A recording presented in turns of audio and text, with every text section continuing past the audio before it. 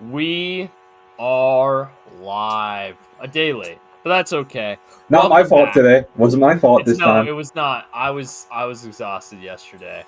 I was exhausted. We have lives outside of potting. Shocker. Not much. Considering most of our fan base knows me as a history teacher, I guess. There you go. They know I have a life outside of potting. But they should also now know I have a life outside of teaching and a life outside of coaching. And that is the West Coast Draft Podcast. I do not have a life outside of coaching. That's Rob's thing. That's I'm gonna have to find something after coaching because wow, it's taken up my whole life. And unfortunately, Beau, after Monday, I'm done. Yeah. Unless for this year, get that contract extension. Oh yeah. Oh, he wants me that. Get what's the super agent? What's Nick Saban's super agent? Jimmy Sexton. Jimmy Sexton. Call up Jimmy Sexton. Get on the phone with Redmond. Buddy. Somebody wasn't supposed to say that. What? Oh, that's okay. It's okay. It's okay. I don't care. A school. It's okay. No one listening to this is gonna. No, I have a spot if I want it, and I'm gonna have it. Yeah. I'm not leaving. I like it there. So I mean, I've been told, love what you've done this year. You're back for sure. There's a couple guys who aren't, and they probably know it. There you go. But so if we lose on Friday. We do have a JV game Monday. We scheduled not with the same team. We scheduled one somewhere else. Mm-hmm. Shout out head coach. Chance for a winning JV record. We're 3-3 right now.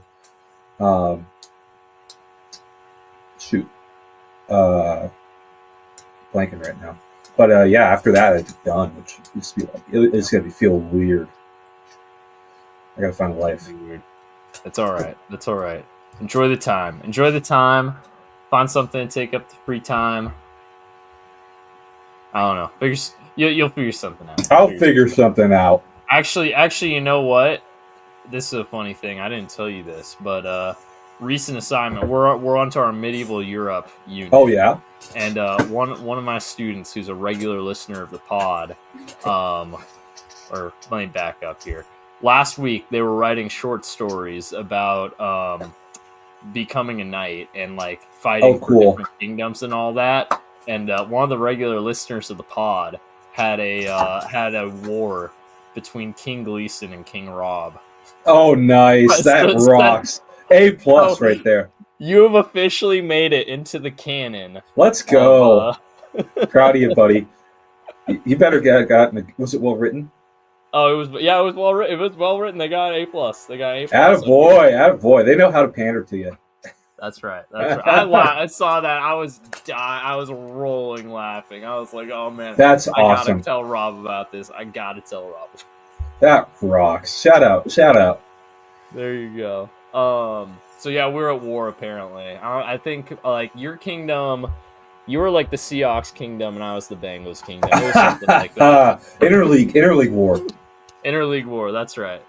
Although once every 4 years. Yeah, after Sunday, I might be fighting for your side for the rest of this year, man. I don't know. We'll talk about that tomorrow. Tomorrow. Hey, mob ties, as Mike McDonald says. Right? Did you see how he said that? No, I didn't. Wait, what? Oh, okay. So, at the end of the Monday night game against the Texans in his locker room speech, they always show his locker room speech post game, and he was like, blah, blah, blah, all this type stuff. Mob ties, guys, mob ties. It's awesome, blah, blah, blah, blah, blah. And then on his next day presser, they were asked what this mob ties means, and it's like, oh, it means mission over bullshit. I'm like, oh, that's cool, kind of an homage to the LOB. Cool, it definitely fits what Mike McDonald believes in. Blah blah blah. What happened the very next day? Johnson Billups got arrested. Seahawks Seahawks reporters we might need to rethink that one. Yeah. Hey, did you hear that? Apparently, Zach Taylor and Al Golden were at those. Really? No way. I heard. Yeah. No way. Yep. I heard Sean McVay was there too. Sean McVay was there. Yeah, he was. Andre Yosevich was actually the one who was hosting. Dan Lanning too. Dan Lang was there. Yeah. Duke Tobin, the entire Blackburn family. Yeah, Adam they Silver. were all there. Adam Silver. Well, unironically, Adam Silver's been somewhat involved. It's a little shady, but yeah, I'm just thinking of all the people I don't like in sports worlds. Because of Adam Silver. Give us We have a team. investigated ourselves and found ourselves guilty of nothing. Gosh. Oh man, I still can't believe that happened. Me neither. That happened. That's so funny, and the jokes that have come out of it are incredible. I mean, it's just so perfect that it happened in the NBA because those people are just the best. Literally the night after the NBA season kicks off too. I know. It was perfect timing. Absolutely. The best tweet I saw all of last week was they one of the shoot, I want to explain the context here well. I don't want to screw it up, you know. The initial tweet was like like an official release, like the FBI had been investigating games going all the way back to March 2023. A specific game they looked at was like Trailblazers Bulls or something. I think it was Trailblazers Bulls. And then where Terry Rozier was suspiciously hit the unders with only 9 minutes of playing time. And then like the top reply was like it was the Keegan Thompson from SNL, the reaction face when the FBI when they saw Patrick Williams with 12 points. That's pretty good.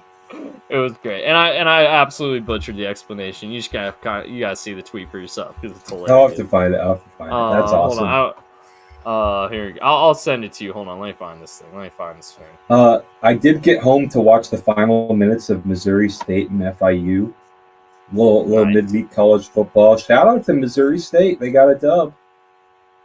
Oh, perfect. Here we go. I found it. First thing that popped up.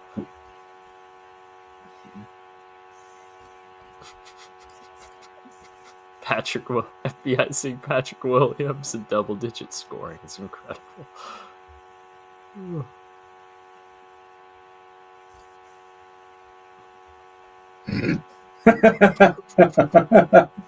Oh, it's a great gift, man.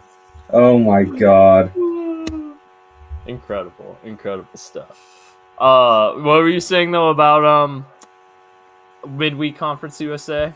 Oh, saw Missouri State get a dub. Shout out to the newest FCS team, man. They did. Well, them in Delaware. On the same night. Look at that. You see Delaware, the like piss wall, the urinal or whatever. Oh, you don't know about this? Oh, this has been making the rounds on CFB sicko stuff. Oh man, hold on.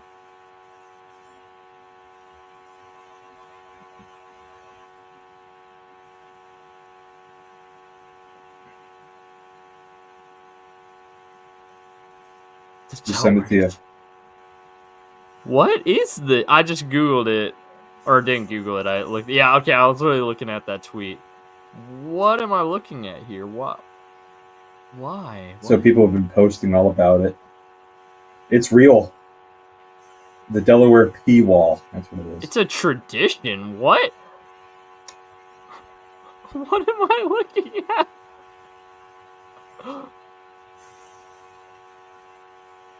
Why? What? I'm so confused.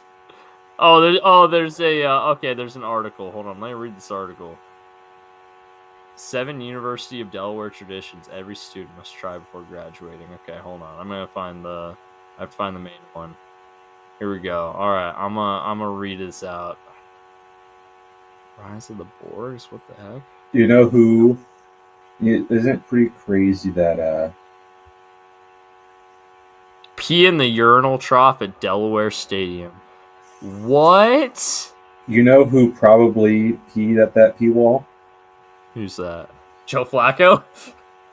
That's probably yes, but a different Joe. That's the only a different Joe. Joe Biden?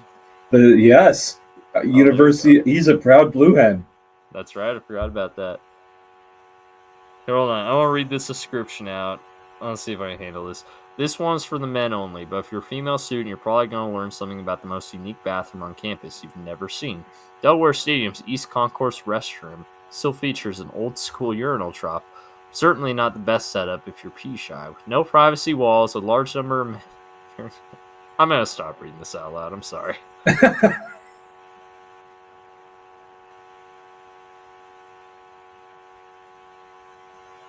Why? All right, shall we get back to normal football? Yes, we should. My goodness. Why, Delaware? What are we doing? Yeah, why is it the two most famous alums of the University of Delaware are both named Joe? Pretty cool. What are the odds? But not horrible. Ah, that's true. Joe's a pretty common name. You're right.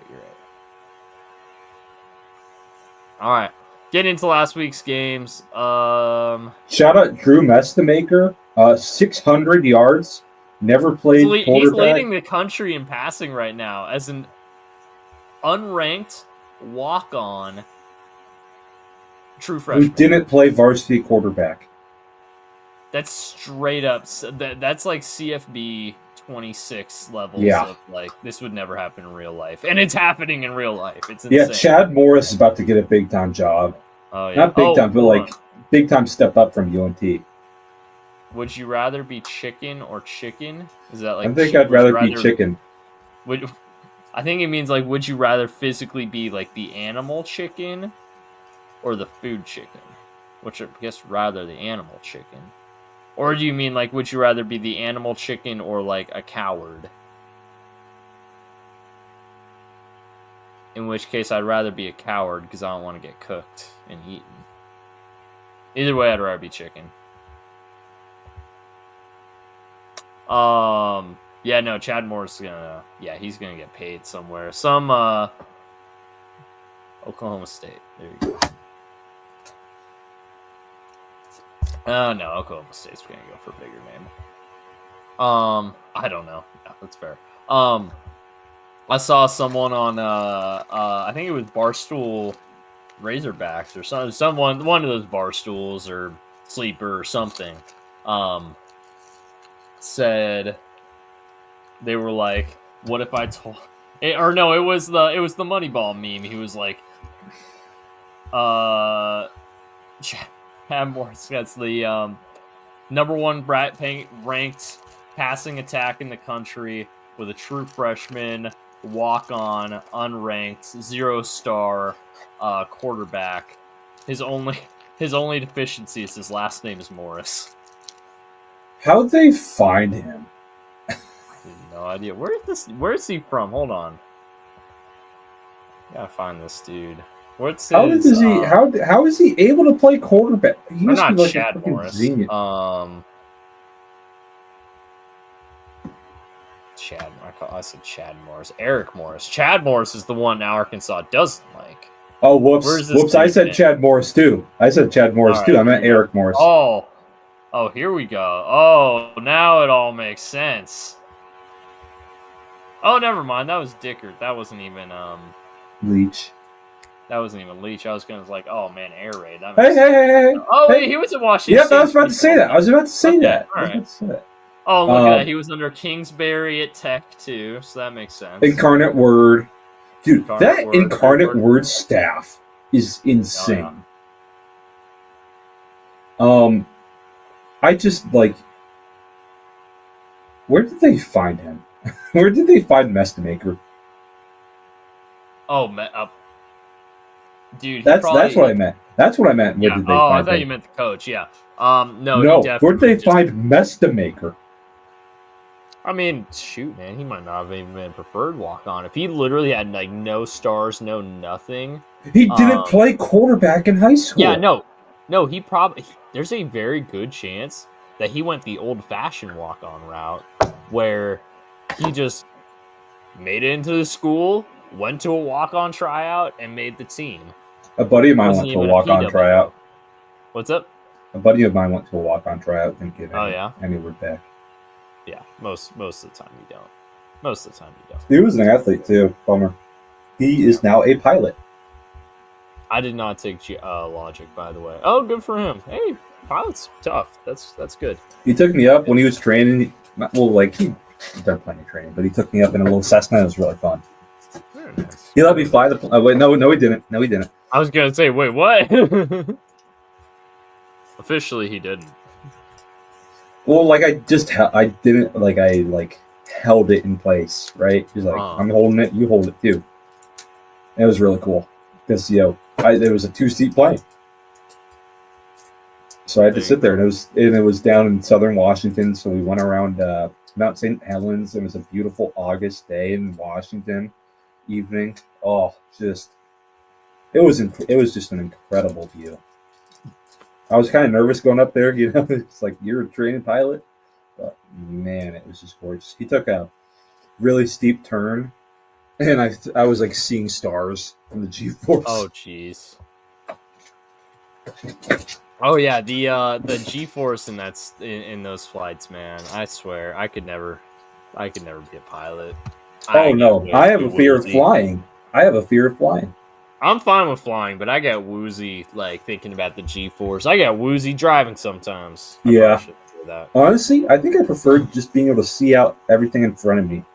That's fair. Flying normally. It was just incredible view. Just incredible. Yeah. I had to help him push the plane in place. Oh yeah. Or no, just take it off of like the blocks or something and push it a little bit. Let's see. We talked about Messermaker in that game. Cal, Virginia Tech. That was the Virginia Tech in double OT. Virginia Tech won a game in the Power 4. Sorry, it's always been the Power 5. How am I supposed to start calling it the Power 4 now? I know that's what it is, but and the group of 6. I hate it. The G6 sounds like the song, like a G6, like a G6. No. You know what I mean? Yeah, no, it's stupid. It's always P5, G5. Now it's P4, G6. And, ugh, I hate that. But yeah, no, VT actually won a P4 game, a conference game at that. Cal keeps rumbling, tumbling, stumbling through the schedule that we thought they actually could control a little bit. Like Duke was always going to be kind of tough for them, but 34-0 to San Diego State, barely beating UNC, losing to Tech, like all of a sudden this Oregon State win doesn't look impressive anymore because they're terrible. Beating Minnesota, all right, that's decent. That's decent right there. They got two ranked teams coming up. Then they go at their biggest rival and then close with SMU. Are they going to go 0-4 down the stretch here and not even go bowling? They'll probably beat Stanford, but like, I don't know. Stanford's they're feisty. They're not terrible. They're not good, but they're not terrible. I don't know, man. I think, JKS is unbelievably talented, but he just doesn't have help around him. Right. Yeah, we'll see. I don't know. All I'm wondering is, like, is that Stanford-Cal game's ultimately going to that might decide which of these teams goes bowling. Yeah. So, does Wilcox get fired? Who knows? I don't think they have the cash to fire him. They shouldn't. I don't think they have the cash to fire him. Yeah. That's a good point. Boise took care of business against Nevada. Boise's just gonna end up in the Mount. They're just always gonna end up in the Mount Once title game. We should just mentally always prepare for that. Yeah, they're gonna go undefeated in conference. San Diego State's a good team this year. Yeah, they are. Other teams, Fresno State stinks this year. So does Colorado State. Utah State, not great. Yeah, it's really good. Shoot, I mean, San Diego State, Boise State might just end up being the Mountain West title game. In fact, looking at it, shoot, yeah, it probably will be. Hawaii and UNLV will have something to say about it. Everybody else is basically out of it already. Yeah. Hawaii, how about that? Yeah. All right, on to Saturday's games. Here we go. So the 3-week dead cat bounce has officially died. UCLA's Hey, back. did you see like the No, memes? they Like they're were. showing pictures of Tim Skipper now that they lost. I did see that.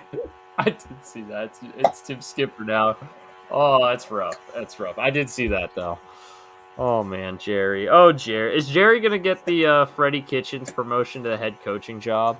No, I don't think so. But Is he's going to be an OC UCLA somewhere. giving him a But he's going name? to be. Oh yeah.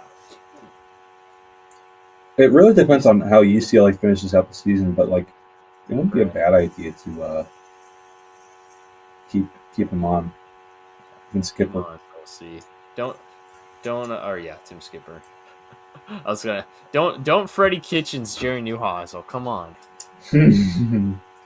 Gosh, that's still the funniest hire ever. Wait, actually, at the time, it didn't look like a terrible hire. I'm not gonna sit here and be like, "Oh, hindsight bias. It was always terrible." No, at the time, I thought it might be decent. It was a big Obviously, I was risk. wrong. I think everyone knew that. It was risky. It was risky, and it didn't pay off. Mm-hmm. So yeah, UCLA got absolutely pantsed and embarrassed by UCLA or by Indiana. There we go. I mean, Indiana's just a wagon. Yeah, honestly, they are. I think they should be the number one team right now. You might be right. You might be right. I'm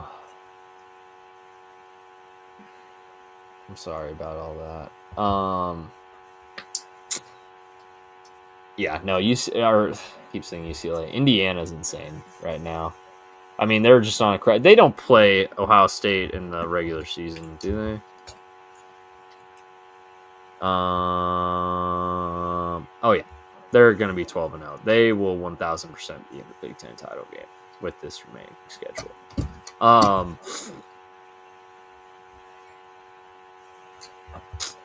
The question becomes what team joins them. Most likely Ohio State, but what if they lose to Michigan again? That ain't happening, man. That just ain't happening. It should. It shouldn't. But it shouldn't have happened last year either. I can forgive last year. I can forgive it last year because last year's Michigan team had plenty of talent on it. Yeah. You're looking at this year. There is zero excuse, especially with how Underwood's playing. Yeah, Indiana's going undefeated. I hate that Washington's technically in the bottom half of these rankings. I don't care. We have the same conference record as UCLA. It's actually kind of like, wow, when did that happen? 6-2 versus 3-5, but we're both 3-2 in the conference. We've also played a way harder schedule than them. No, absolutely. I mean, our only two losses are to... Doesn't UCLA play the Buckeyes this week? They play someone this week. Who's UCLA got coming up? Not this Nebraska, week. then the Buckeyes. A couple weeks. Well, Nebraska plays USC this week, so this is in 3 weeks. I think they play, or 3 weeks. Yeah, 3 weeks. That's what I meant. That is a good draw playing them after the Buckeyes. Look at that! Look at these last 5 games. That is UCLA. Brutal. That literally, this might be the 5. Okay, other than Oregon, this might be the 5 best teams in the conference. Buddy, I got plenty to say about Oregon when we talk about them. I mean, I would still take them over Nebraska. Oh yeah. Iowa's pretty good too, actually. Iowa's pretty good this year. I know you got a lot to say about Oregon. I got a lot to say about Oregon too, but they're a top 5 team in the Big Ten. Oh yeah. Well, no, it's more about just their game this week. I have a lot to say about that game. Yes. Oh man, I haven't even been following the chat here. Hold on. All right. Next game here. Whoa, I'm all out of order. What the heck? Where am I at? Oh, I see what I did wrong. Okay, hold on. LSU A&M is our next game. Hold on, let me pull it up here. Wait, oh, that's Texas, Mississippi State. Where am I? Normally I have these ordered correctly. I was oh man. I was all out of whack this week. I apologize. But LSU and A&M, here we go. Here's the banner. A&M absolutely took it to them in the second half. LSU looked like they were going to pull this one out for most of the third quarter. And then the final score and then Death Valley was empty at the end of the game. Oh, man, they got absolutely smoked at the end. Just absolute. The videos of that A&M D lineman, that rocked.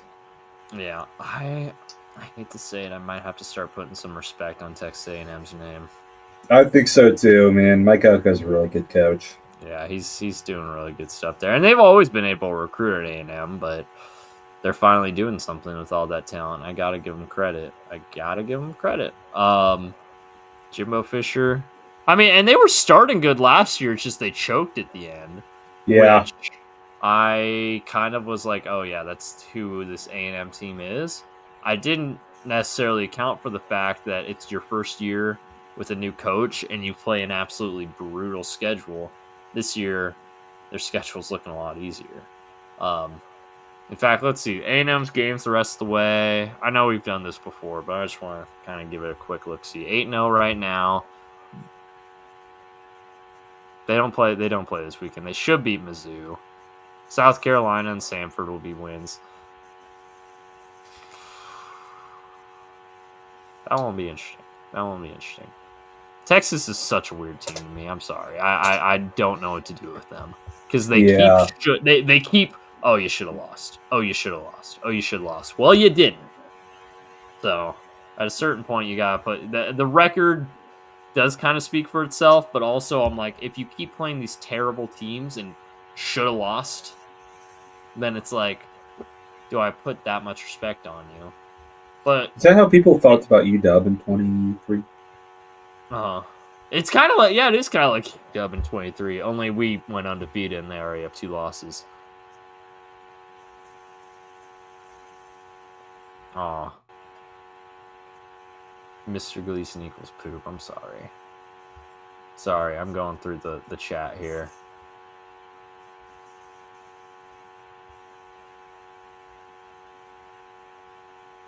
Oh, I missed. Hold on. Was there something here?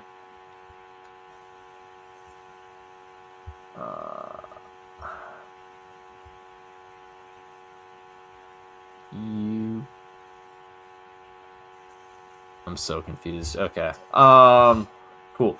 All right. Yeah, I'm gonna start putting some respect on A&M's name. I think they might be in the SEC title game. If they beat Texas, they'll be in the SEC. They might not even have to beat Texas. They could lose to Texas and still be in. Okay, they asked if you're the number 1 rager at Jeopardy. Am I the number 1 rager? No, Celeste. If I'm there have been some all-time ragers at Jeopardy. All-time ragers. I don't know. It's tough. All right, go ahead. Yeah, sure. All right, I'll just say yes. Take my hands off the wheel and say yes. I need to look at that. Hold on. Where are the SEC standings right now?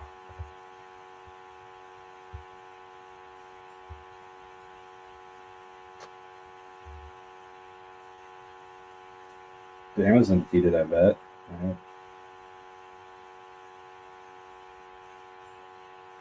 No, I'm looking at the SEC standings right now. Yes, you are the all-time rager in Jeopardy. Clip that if you want. Yeah, no, I mean, because Texas would have the head-to-head, but then you have to throw Georgia and Ole Miss and Bama. Again, Bama's probably going to go undefeated. There's so many one-loss teams here. Vanderbilt, you have to factor in. I don't know, man. I genuinely don't know what the SEC is going to shake out like right now. It'll probably be Bama versus...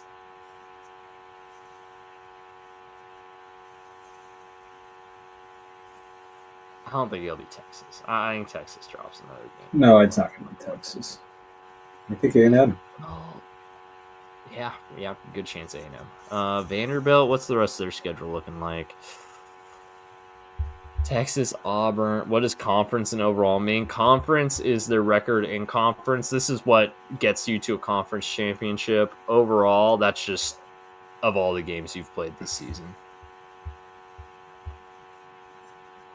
Vanderbilt's gonna lose to Tennessee. At least they might lose to Texas too. They'll beat Auburn and Kentucky. So Vanderbilt's out.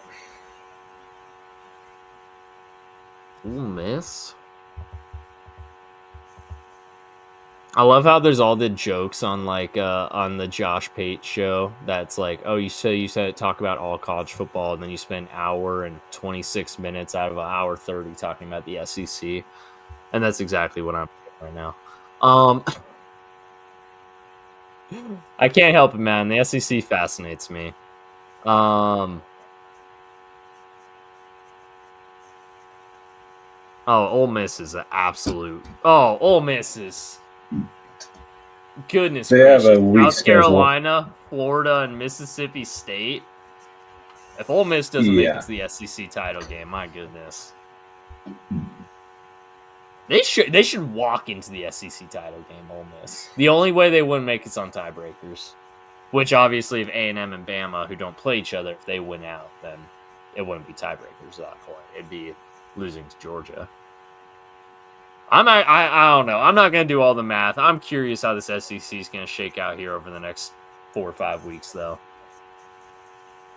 I don't know how to make people mods. If I ever figure out, I'll let you know. Okay. Speaking of the SEC, hey, Bama almost lost their traditional road unranked team. Road unranked game. They almost lost with 2 minutes and 6 seconds left, I believe it was. They were down 22-14 to the Gamecocks. And they end up winning by a touchdown.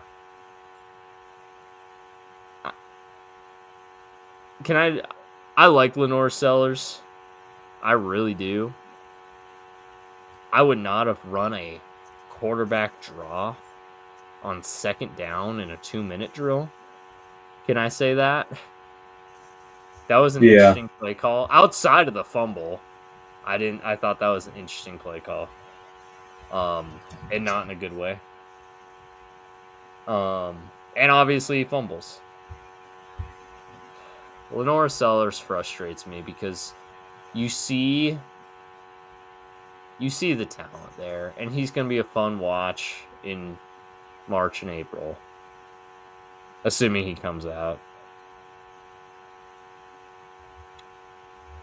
I think he will. But also, he's kind of like Cam Ward. And I know I've made that comparison before. I think he's more mobile. He's a more mobile Cam Ward. I think transferring and spending a year in a better system would do him some good, but I don't think he'll actually do that. Any thoughts on your boy KDB? I still hate him. He's lucky. Absolutely. He's lucky. Absolutely. It's so funny that you can just know, Alabama's playing a road game against an unranked team. It's gonna be tight. They might lose. Should change your scheduled stream times to 9:30. Honestly, I've thought about that. I think it'll be a little bit better once we're in daylight savings time. Well, I guess no, it won't be. I'll probably schedule it for 10 o'clock. Arizona time. and then if we start early, awesome. All right, Wisconsin, Oregon.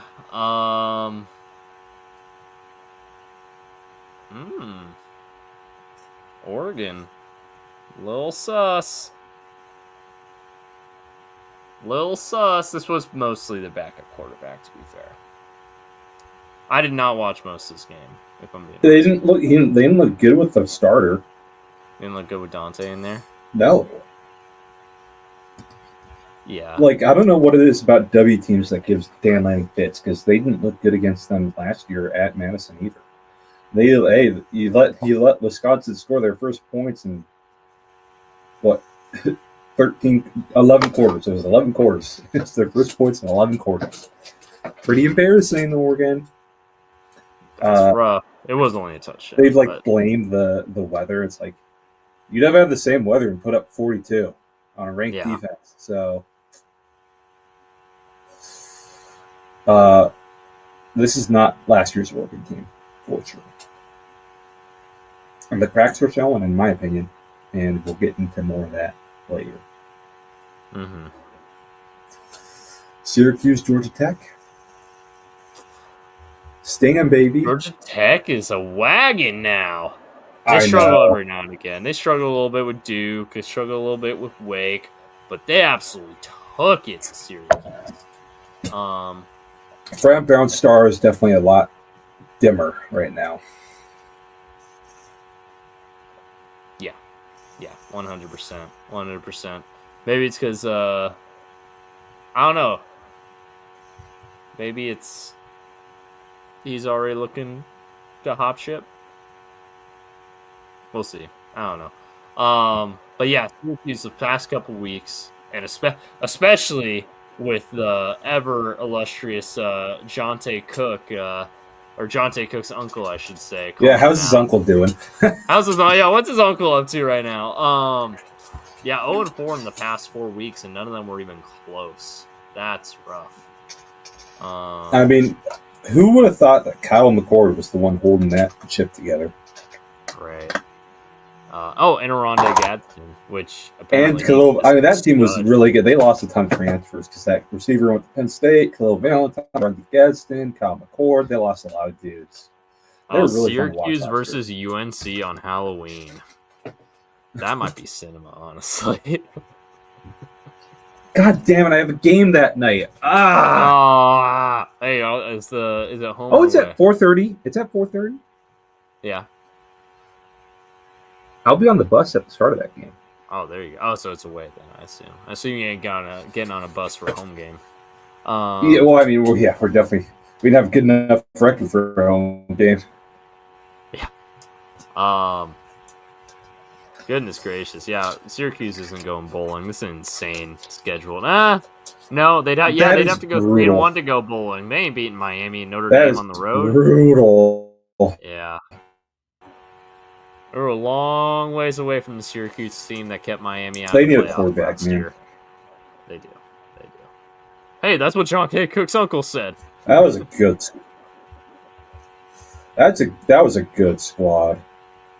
Yeah, it was. Aronde Gadsden, stud for the Chargers. It's funny. Who called it? You did call it. Well, you called it off a CFB 26 or 25 at the time, I guess. Heisman winner, Aronde Gadsden. Well, no, that was the joke. But I watched this film and he's a baller. Yeah. Oh yeah, he was a good kid or good player. He's probably a good kid. I don't know. I haven't heard of any off-field issues. Knock on wood. His dad's a former NFL player, so he probably got raised right. Well, so was Kellen Winslow Jr.'s. Good point. And he was also Charger. Yeah. Or was Kellen Winslow Jr. ever on the Chargers? I know Kellen Winslow Sr. was known for being on the Chargers. Hold on. I feel like Kellen Winslow Jr. Senior was on the Chargers. I don't know. Senior was on the Chargers. Junior, I don't know. Browns, Jets. Was he on the Jets? No, Bucks. He was on the Bucks. Then he did spend a season with the Patriots, a season with the Jets, and then his career was over. Yeah, he spent an off season with the Seahawks. That's right. That was what year was that? Ironically, his Wikipedia, the team he never 2012. That's Pete Carroll. Officially was a part of on a game day active roster is his Wikipedia profile picture. That is very funny. What are the odds? Dude, like the level of churn, even in 2012, for the John Schneider Seahawks was insane. Like they bring in like old vets. Like T.O. was on the Seahawks that year, I think. He was. I remember that. I do remember that. Yeah. All things with shirts are people. Mr. Gleason is wearing a shirt. Therefore, Mr. Gleason is person. I can't argue with that. I cannot argue with that. That's good logic right there. Let's see. Next game, Ole Miss, Oklahoma. Shout out Ole Miss, man. They rallied a bunch of times. They're playing well even with all the distraction going on. Good for them. Yeah, shout out Winnidad. Winnidad, I haven't heard that one. That's awesome. Winnidad. Oh, it's a Pat McAfee thing. It was actually. Did you see the clip this week? So McAfee on his show has been talking up Trinidad Chambliss a whole lot recently. But then also, despite talking him up on the show, the past 2 weeks has picked Ole Miss to lose. Or on first, or not on first take. Game day has picked Ole Miss to lose. So they got Lane Kiffin on the Pat McAfee show this week, and Lane was like, "Oh yeah, I don't really pay attention to you guys or what you pick or whatever. You can do whatever you want. I get it's media, but the players notice it, and I know it's discouraging for someone like Trinidad that you talk him up on the show all week and text him and give him this advice and hype him up and then go on college game day and pick against him. That's hurtful. I don't remember what he said, if that's hurtful or not, but something like that. And McAfee's like, oh, let him know it's not personal, it's all part of the business and I have nothing but respect for him. And then Lane's like, why don't you let him know yourself? And he turns the laptop over and Trinidad's in the room with them. And McAfee's like, oh, Winnidad, I never meant to bet against you. It's Winnidad. We love you. We love That's you. That's a great troll. Yeah. And to his credit, Chambliss was like, no, man, I've nothing to respect. I appreciate all the love you give me on the program. Very, very professional response to it, but it was a great troll by Kiffin's a great troll in general, man. Oh, I know. Honestly, I love him in Ole Miss. I know he'll probably go to Florida, but I love it at Ole Miss because it's like a big program, but it's not it's not Florida, I feel like that's the perfect level for his personality. It is. Because he can always have the chip on his shoulder. You go to Florida, you can't have the chip on your shoulder anymore. At that point, I think that. Oh, geez! Breaking news, Beau. Breaking news. Yeah. Matt Rule has not signed an extension, according to Will Compton. You are a Nittany Lion. We'll see what comes of this chatter. I'll read the tweet. He said, that's from an hour. It's from 45 minutes ago, so not totally breaking. But Husker Nation just got off the plane. I can tell you with absolute certainty, all caps, that Coach Rule has not signed an extension. Hopefully that changes tomorrow. Go Big Red. I don't know what's up with that. Man. Oh, he's such a Nittany Lion.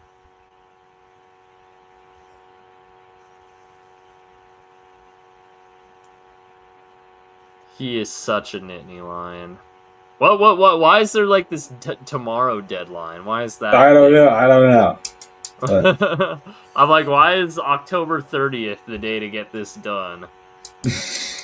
Maybe Matt Rule gets really busy for the holiday season. Who knows? Yeah. After Thanksgiving, after that last game, after the after Halloween. Or after Halloween. Yeah, that's right. Yes, as soon as November hits, he's doing all his he's doing the you know how nowadays Black Friday sales last for basically the entire month of November. He gets in on them early, so he's like, I need to have the contract in the bank October 31st. I need to see that first check cash October 31st. I know there are some people who are Christmas hype starts November 1st. I get that. I love Christmas. My favorite holiday.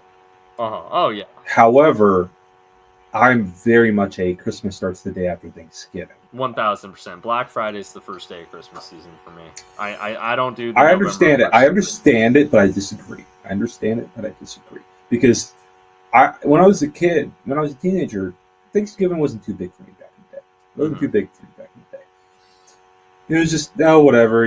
Turkey, I don't really like it, but other stuff are good. Whatever. But once I got to college, I really loved Thanksgiving because getting back with family, eating a ton of food, leftovers, and then old enough to drink.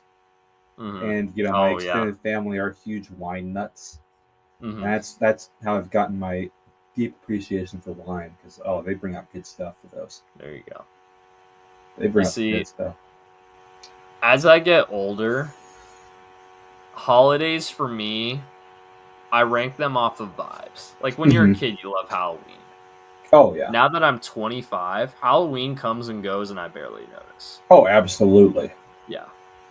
The top holidays for me for vibes: Thanksgiving, Christmas. Over Thanksgiving over Christmas? Oh no, this is in order. No order here. Sorry. No, Christmas is number 1.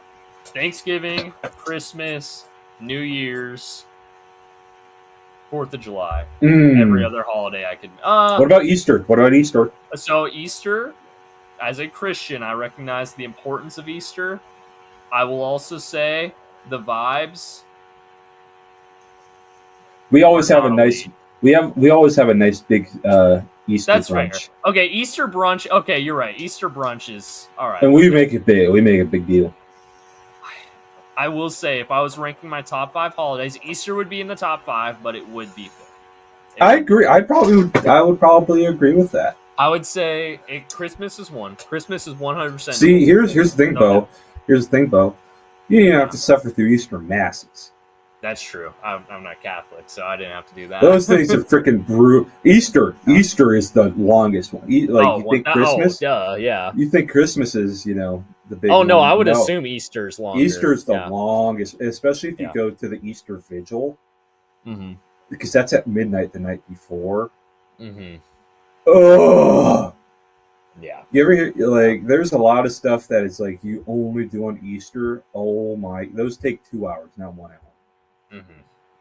Yeah. Because you got the Stations of the Cross, and you go and hold a candle, blah, blah, blah. I had to do altar serving once on Easter, not during the vigil, just normal Easter, and that was a long one. There was a lot of kneeling on the hard floor. Ooh, that won't feel good. I'd say if I'm ranking the whole. Or sorry, go ahead. One last thing about that. So in Catholic churches, there's candles everywhere. Everywhere. And there's 2 that are really, really, really important. One of them is the one where all the communion's stored, and that one just stays on forever. I don't got to worry about that. They take care of that one. The one that I always didn't like is the Paschal candle, which is the biggest candle out of all of them in the church. It's all front and center. It's ginormous. It's super tall. And you only light it on Easter or if there's a baptism happening that day. And there's this old school large brass stick with a wick on top of that, super finicky to open, that you have to light the Paschal candle with. And you're supposed to light all the candles with it. And since I was always the tallest one, I was always the one who had to do it. You have to do it before, you got to do it. You get 10 minutes of setup time. And I had to be on my tippy toes with some crappy wick that would fall off every half second, trying to light that thing. And it was brutal. It was so hard to get lit. And that's my only complaint about it. That always pissed me off, is having to light that stupid candle. Oh. You don't understand the struggle of Catholic. I do not, my friend. I do not at all. Mine was a more crowded than regular church service that we were asked to dress a little nicer than we normally would, followed by a big Easter egg hunt. Oh, nice! Out front. That's nice. It's a lot more low key. I don't think we ever had an Easter egg hunt there, but we always went to the Easter egg hunt at the community, not community pool, but somewhat community pool. They charge just a tiny bit to keep the riffraff out, to keep it as in the community goes to that pool. If you live nearby, you go there. So they did a water Easter egg hunt, which was always really fun. So they put a bunch of Easter eggs floating in the pool. Oh, that's fun. That's interesting. It was really fun. Before. It was cool. really fun. Yeah, so you'd swim for it, and they'd be floating, and it was really awesome. cool. Was it warm at least, or is it still Oh, cold? it's an indoor pool. Indoor pool. Oh, it's indoor. Okay. Yeah. Oh, dude, outdoor pool year round in Washington, they wouldn't get I was gonna say that they have sounds no brutal. memberships. They have no Yeah, right. memberships. No, it was in a for like most of my childhood. It was like like low like inflatable tent, but like like not like shit. Like the old like Viking stadium. Uh-huh. It was kind of like Oh, that. the Metro or Yeah, the Metro Metrodome. Yeah. Metro Dome. There you go. Yep, yeah, it was something like that. But then that was with the indoor pool because there's like an outdoor pool out there too. Mm-hmm. But then when I was like 10, they made like a permanent structure and it was nice. Mm-hmm. But like that, so you'd open the door and there'd be a big whoosh of air as you walked out. That's always pretty cool. Mm-hmm. Yeah. Well, no, I appreciate actually you talking this through because this allowed me to come up with my unequivocal top 5 holidays. You can miss me with all the other ones, and that's not to say I don't appreciate all the other ones. They have their place, but these are the 5 that I think matter. Mm-hmm. Okay? Christmas, number 1. No doubt about it. Absolutely. Number 1. I don't think I'm going to get a lot of pushback on that.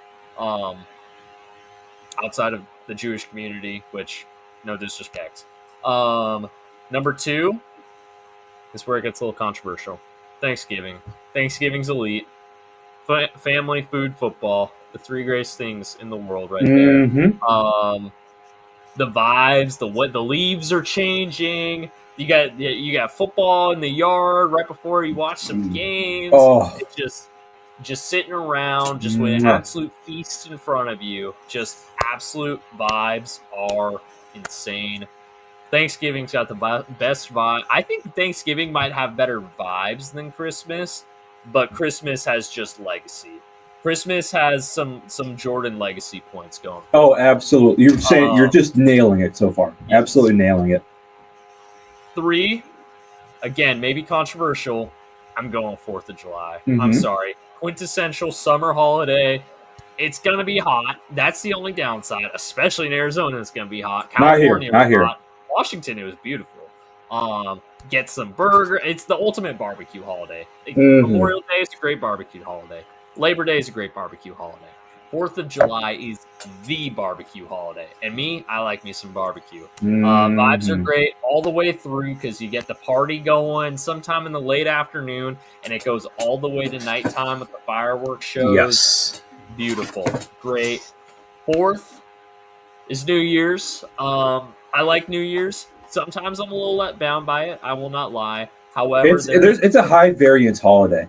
It is very high variance, yes. I will say it's right around the time where there's important NFL football on. There's college football playoffs on. So it's right around that time of the year. So that kind of helps bring it up a little bit for me. But at the end of the day, it is just the calendar flipping over. And you kind of have to think about that. But it also, in a way, makes it that obviously outside of those who use the lunar calendar, makes it the only holiday that is unquestioned. You got a New Year's, and you got a New Year's, and that's it.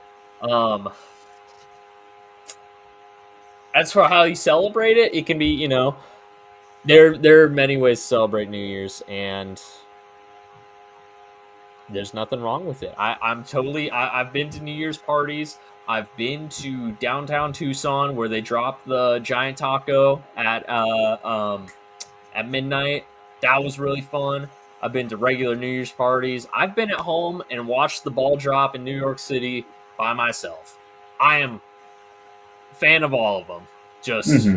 There's a good vibe to New Year's, and it's sort of like a build-up. It's a build-up thing, and then 12:01 happens, and then you're like, okay, and then what do we do now? And that's what kind of brings it down. That is very fair. Yes. But then the next day is New Year's Day, and there's usually some fun stuff with New Year's Day. New Year's 6, baby. New Year's 6, that's right. And then 5th is Easter. Again, as a Christian, I have to pay respect to Easter. That's important for me, obviously. The brunch is great. Spending time with family is great. I hate spring, though. I'm sorry. Spring is by far my least favorite season. I get the worst allergies usually around Easter. That is however, true. It is one of the. I do have to give it top 5 status because it is a holiday that I don't think. I don't think It's not a holiday that comes and goes. Halloween, no disrespect to our Halloween lovers out there, 2 days. Halloween comes and goes, and I don't really care so much. I agree very much with that list. Valentine's Day comes and goes, and I don't really care too much. I agree very much with that list, Beau. Yes. I think I'd only switch 4 and 5. That's the only thing I'd switch. And that's fair. I think that's valid. And I'm adding an honorable mention. Yeah. Labor Day. Labor Day's good. Good football holiday. End of summer, celebrate. Yeah, that's fair. Honorable mention MLK Day for me, just because it's usually on my birthday weekend. So I love having a 3-day weekend coincide with my birthday most years. Oh, that's excellent. That's pretty nice. All right. Hell of a sidetrack. All right, where were we? Stanford, Miami. Yeah, hey, they were up 7-0. They were up 7-0 for almost the entire first half. And then they proceeded to get outscored 42-0 over the next 32 minutes. Which happens. It happens. Shout out Stanford for holding strong for a whole half in South Beach. I never really thought they had a shot, even when it was 7-0. Like, they weren't building on it at all. I was like, Miami's going to be fine. And they were, ultimately. They even ended up covering, which for a while I was like, oh, they're not going to cover. I think they would. Yeah, and they did those in probably are those uniforms worse than the Michigan State and Neon State jerseys? Oh, I'd say yes because of brand identity. Yeah, they were horrible. Zero brand identity, those Miami unis. They were just horrendous. Yep, I agree. Terrible. And not even coinciding with Veterans Day. Veterans Day is in 2 weeks. I know. What are they wearing them now for? I had my issues with the Husky Salute the Service or whatever jerseys, but those are excellent compared to Miami. Why did they wear them this week? They play at home on November 8th. That's just dumb. And I love how the pants blended in with the green screen used for the yellow line at times. That was funny. That was great. I called them the swamp ass jerseys. Yeah, no, they were. And what's funny, the JV head coach went to the U, so it was funny to mess with them about those jerseys. Oh yeah, he hated them. Wisconsin's a home. We're wearing them for Purdue. We're wearing them for Purdue. Oh, we're wearing them for Purdue. Okay, so after Labor Day, after Labor Day, obviously after Veterans Day. Then I remember one of the Veterans Day shows we did was we did a tank rolling at UW. That was really cool. That is pretty cool. It worked out really cool. Yeah. All right, Mizzou Vandy. Anchor down, baby. Anchor down. They barely survived it, man. Barely survived it. No, the on the Hail Mary dude dropped it anyway, so it wouldn't matter even if he did. Even if he was in the end zone, it wouldn't have mattered. Yeah. But good golly, man, right there. That was like the and we'll get to the UNC game here actually in a minute. I don't want to spoil it too much because that was technically a ranked game too, but literally inches away from the goal line to tie it right there. The UNC game was even worse. But Vandy survives. Vandy finds a way. A lot closer than I thought it would be. After they handled LSU, I didn't think Mizzou was going to give them too much trouble. And Mizzou hung in there. Mizzou's got a good defense. I think I underrated that. I've been underrating them about this Mizzou team. I do still think they're overranked. I think, what are they now? 16 or no? What are they now? They might not play this week. They don't play this week. I know they're 19. I think they're 19, actually. I don't think Mizzou should be ranked. But they do have a good defense, and I have to give them credit for that. Vandy keeps rolling. The one loss on the road in Tuscaloosa. They got a tough slate the rest of the way, though, I will say. Let's see. We already looked at it. I'm going to look at it again. Texas this weekend. Get a couple cupcakes, but then they go at Tennessee to close the season out. It's going to be close. It's going to be tight. Yeah. They're probably not going to be in the SEC title game because I don't think they're going to win in Knoxville. No, I don't think so either. But they might. I mean, I don't know. I think if this game was in Nashville, I think I'd pick Vandy, honestly. When's the last time Vanderbilt beat Tennessee? Actually, I didn't Google this. I feel like it's probably been a while.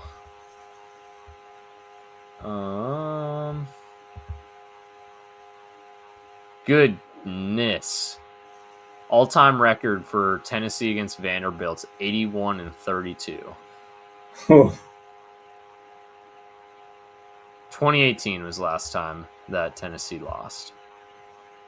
Yeah, so they kind of whooped them last year. It's been a minute, yeah.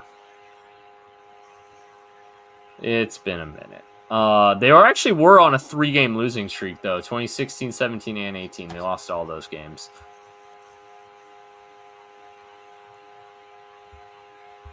My goodness, this is a whole lot of green. Oh, my Lord. Hold on. Okay, I got to count this. Okay, so there was a stretch between 1983 and 2004. Guess how many times Vanderbilt won? What? 0. That's rough. That's rough. Man, as far as rivalries go, this is about as one-sided as it gets. This is brutal. This is brutal. Actually, you know what's funny, though?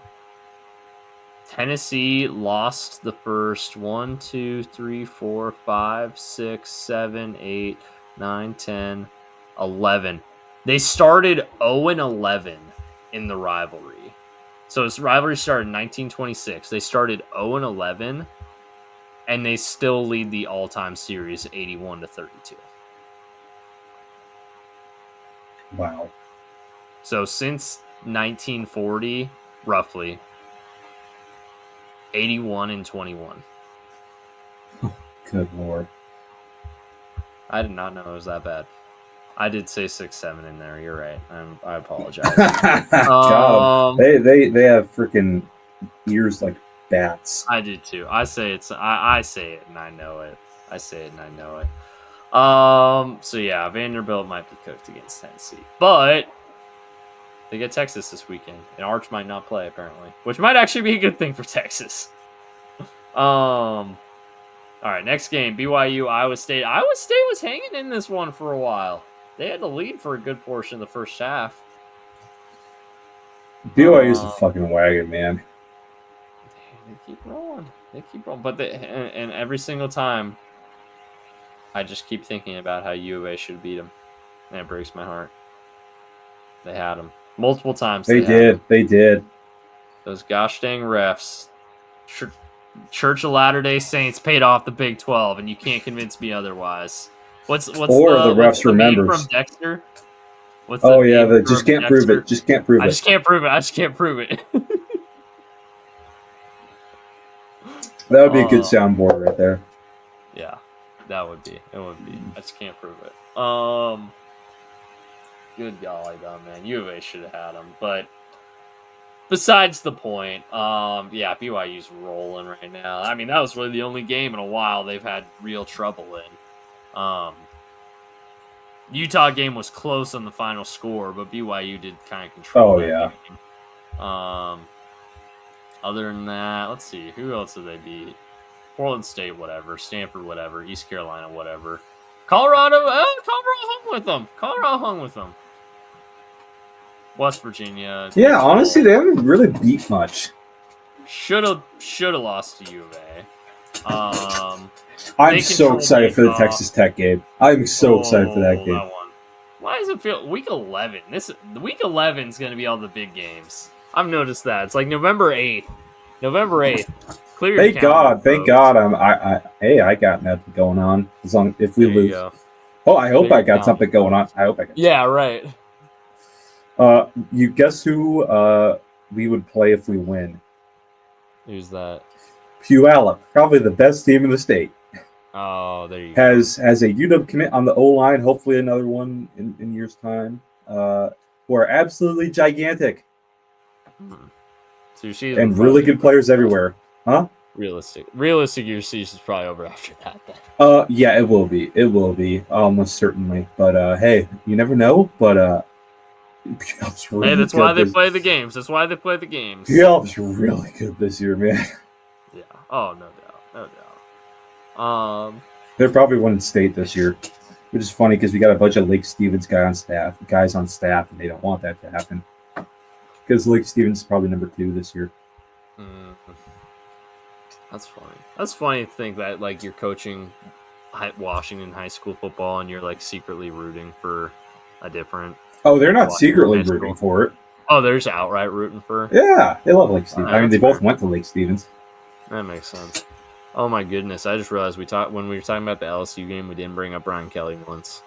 Oh my! Okay, we got to talk about that. We got to talk. All right, we'll circle back. Okay, we'll pick up Oklahoma State, Texas Tech in a second. We got to talk about this though. Hilarious. Brian Kelly's dead. Brian family. All the memes of like the different accents he'd use. My favorite one I saw was like interviewing for the University of Hawaii. It was the big fat Hawaiian guy. I saw the interviewing for UCLA and like the stereotypical like surfer dude. Oh yep. Like, yeah, I just caught another wave, dude.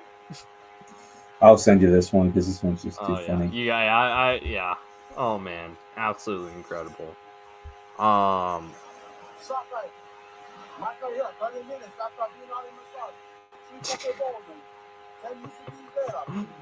family. This is absolutely incredible. Also, friendly reminder: Brian Kelly killed a kid. All the scissor lift memes been very funny. Oh yeah. Did you see what happened today? No, I didn't.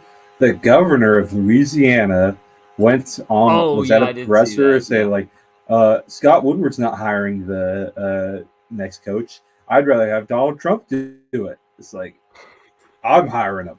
It's like, no one's gonna want that job now, idiot. No way. No one's gonna want that job now. Jesus Christ. No, absolutely not. That's hilarious. And then like the Board of Regents was like after that presser was like, I did not know he is not doing that.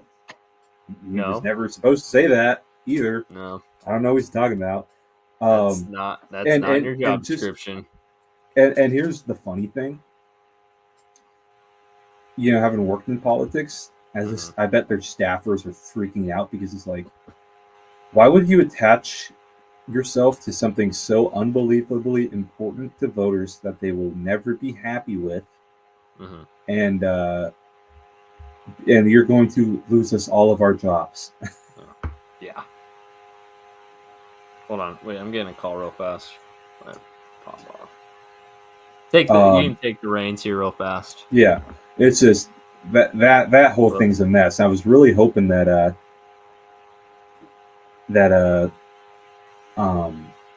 Dan Lanning would be interested in that job, so he gets out of here. But who knows if that happens? I think he genuinely would be interested in it because I mean LSU's a top 5 job in college football. So I think that is a job Lanning would take, but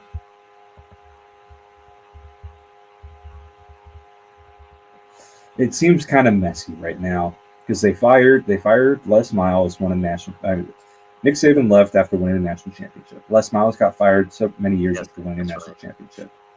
Ed Orgeron got. Appreciate the opportunity. I'll be in touch. What's up?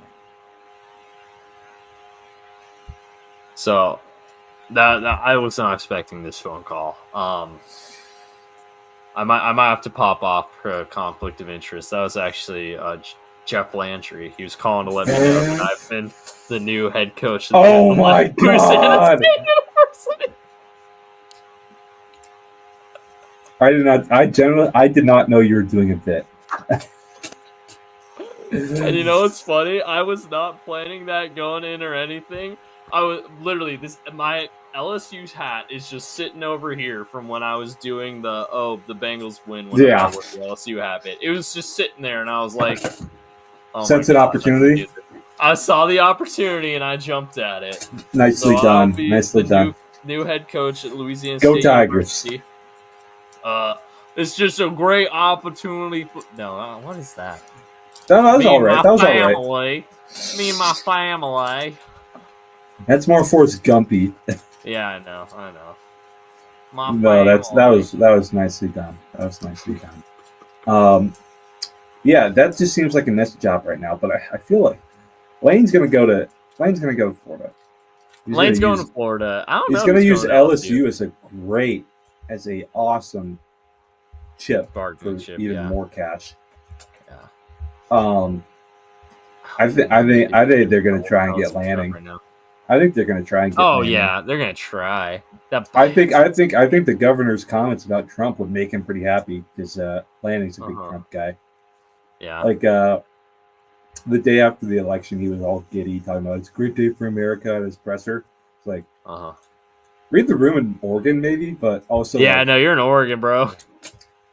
That's going to be kind of awkward for your head coach talking about politics. You know, there's probably people in his locker room that agree and disagree with him, but it's like, I'd feel a little weird, personally. Yeah. Regardless of what candidate he'd be hyping up, you know. Yeah. I mean, speaking realistically, a vast majority of college football coaches, probably lean that way. Oh, absolutely. But you also have to remember you're the highest paid state employee in a state that overwhelmingly votes blue. Well, it's not about that. It's not really about that. That doesn't really matter too much. It's about the players, right?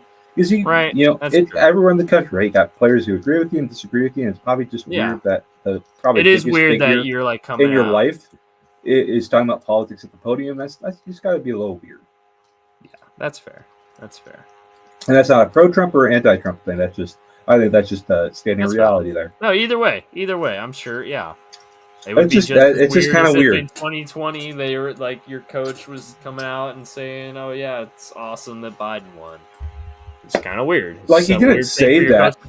He didn't say that, but you could read between. Right? No, I know what you mean, though. Yeah. So yeah, I mean, interesting. It is, yeah. It's weird. It's a weird thing for coaches to be talking about politics in their press conferences. In general, keep it out of your press. Keep politics out of. Shut up and coach. Shut up and coach. Shut up and coach speak. All right. Speaking of shut up and coach, well.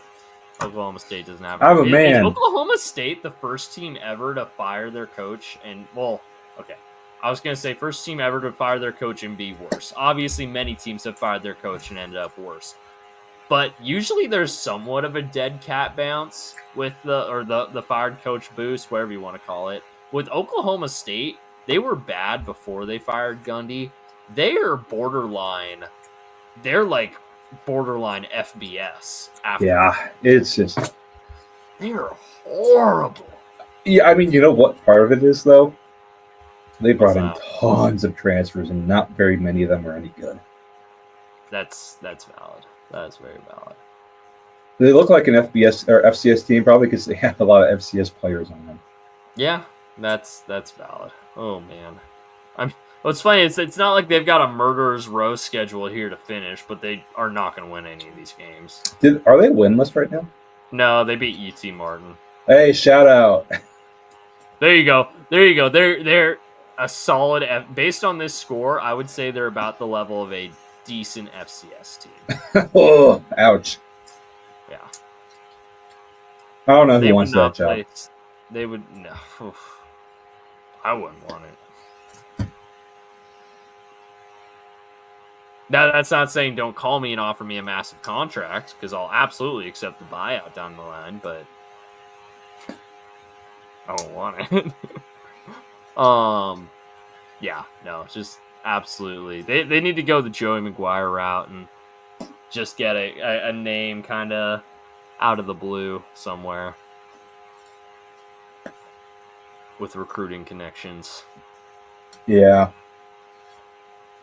It's going to take a while to fix that one. Yeah, they're massive red flag there in Stillwater. Meanwhile, Texas Tech still rolling. They're fine. ASU got them one day, but I mean ASU kind of a sinking ship right now. What are they? 3 losses now, I believe.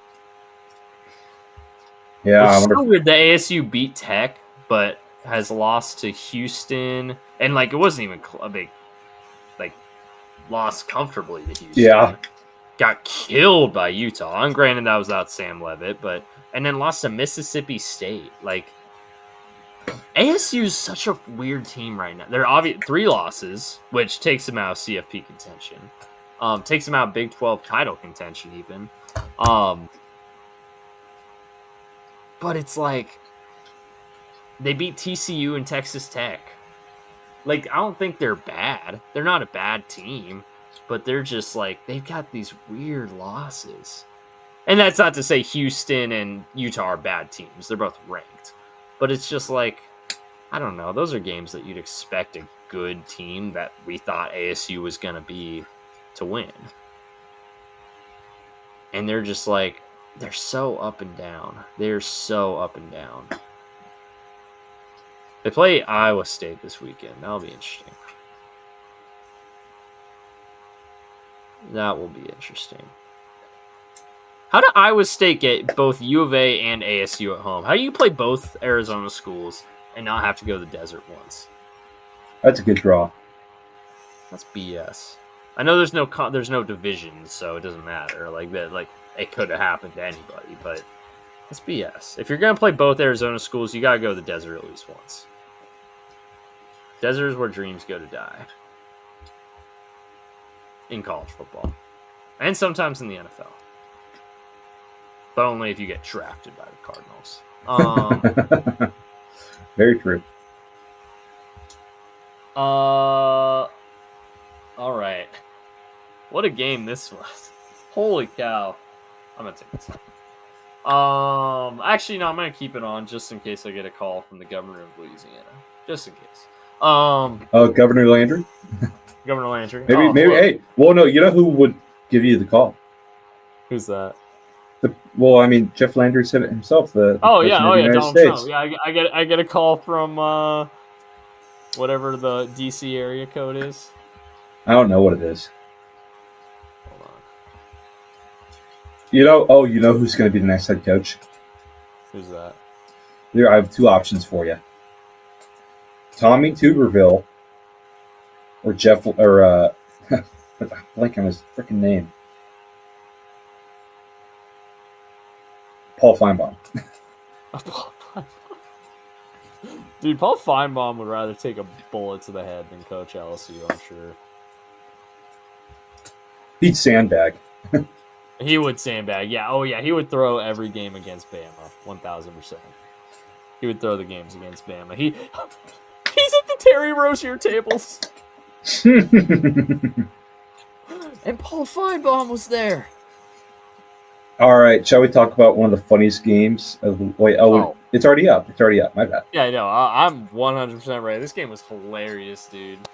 It was very funny. Yeah. Oh, and you've been a UVA hater, so I love that you almost had your moment here. Oh, I was so pissed. The UNC running back not extending his arm.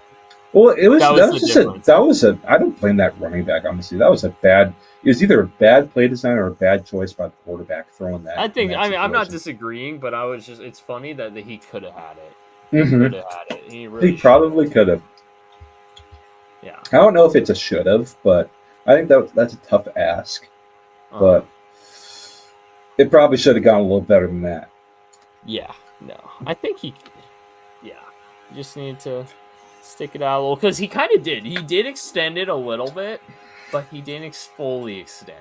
Yeah, Like, this is a 2-point conversion to win the game. What, you don't got anything? I just don't like throwing it I don't like throwing it into the flat on a 2-point conversion like that. That's fair.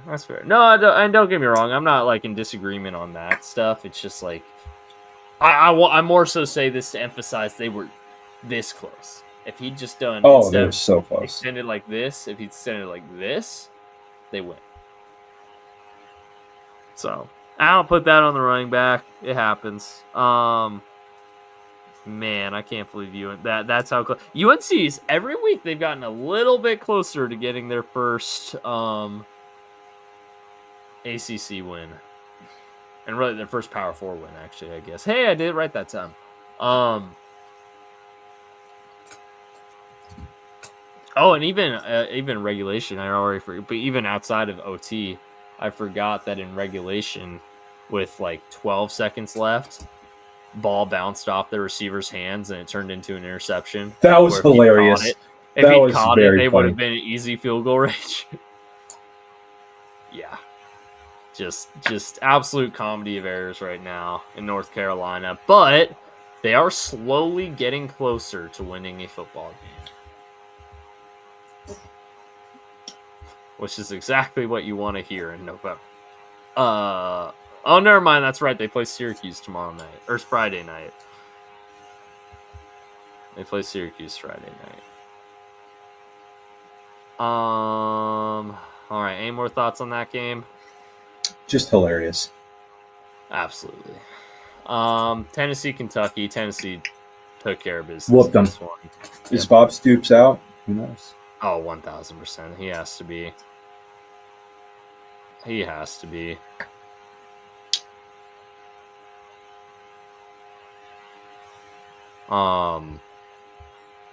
Ever since he didn't take that A&M or didn't take the A&M job or wasn't offered the A&M job or whatever, Kentucky's just been on a downward spiral.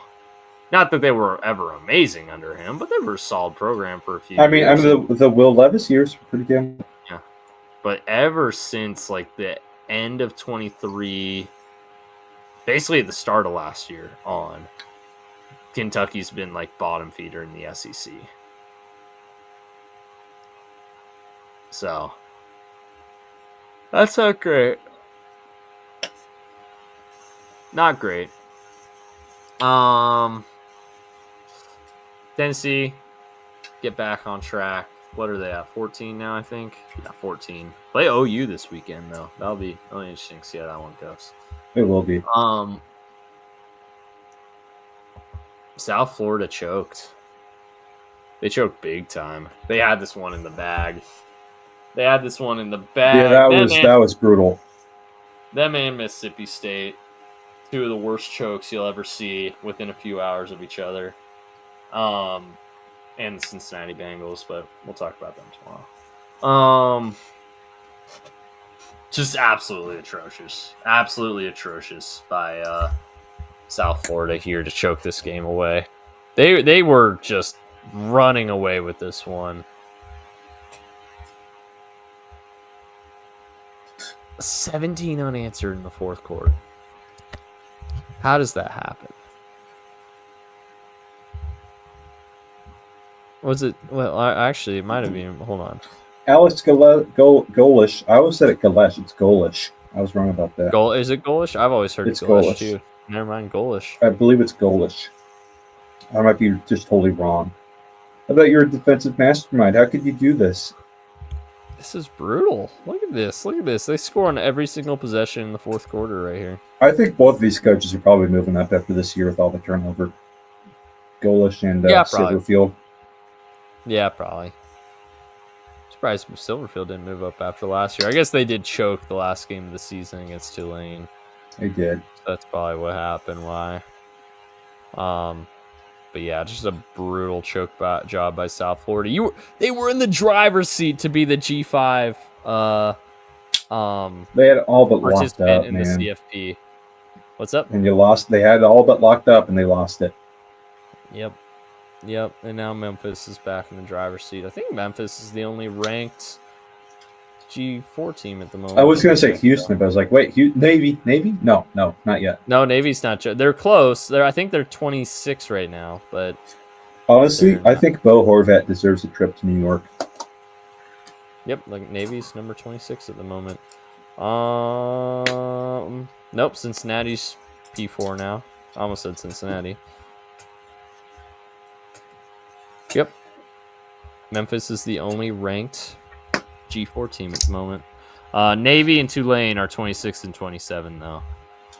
I think San Diego State getting some votes. Good for them. Pitt got a vote. How the heck did Pitt get a vote? Good for them, I guess. North Texas, there we go. I love that the others receiving votes is like all P4 teams except for Washington, Iowa. LSU's still in there. Nice. That's ridiculous. Illinois is still in there. Who the hell Pitt got put a vote. LSU up there? I don't know. 11 people apparently. Or no, not quite. Not literally, because there's some that put them probably higher. We need a promotion and relegation system for the rankings, for the rankers, the voters. 1000%. Let's see. Oh, I just noticed that the rankings page has the FCS and D2 and D3. Oh, I got a good one for you. Check. Let me show you FCS. Go to FCS. Yeah. Who's number 6? UC Davis. Look at their record. 6-1. Oh, their one loss, 70-10 to Washington. Let's go. Mm-hmm. That's a pretty good loss, right? Or a pretty good. I mean, not an amazing win because it's UC Davis, but it's a good FCS win. Look at that. That's beautiful. Well, no, it's just cool seeing that. Who's number 1 in D2? Is it Ferris? Yeah, it's still Ferris. And I see Grand Valley's there too. Mm-hmm. Harding's got an awesome offensive. Their flexbone team. Let's see anyone else I know.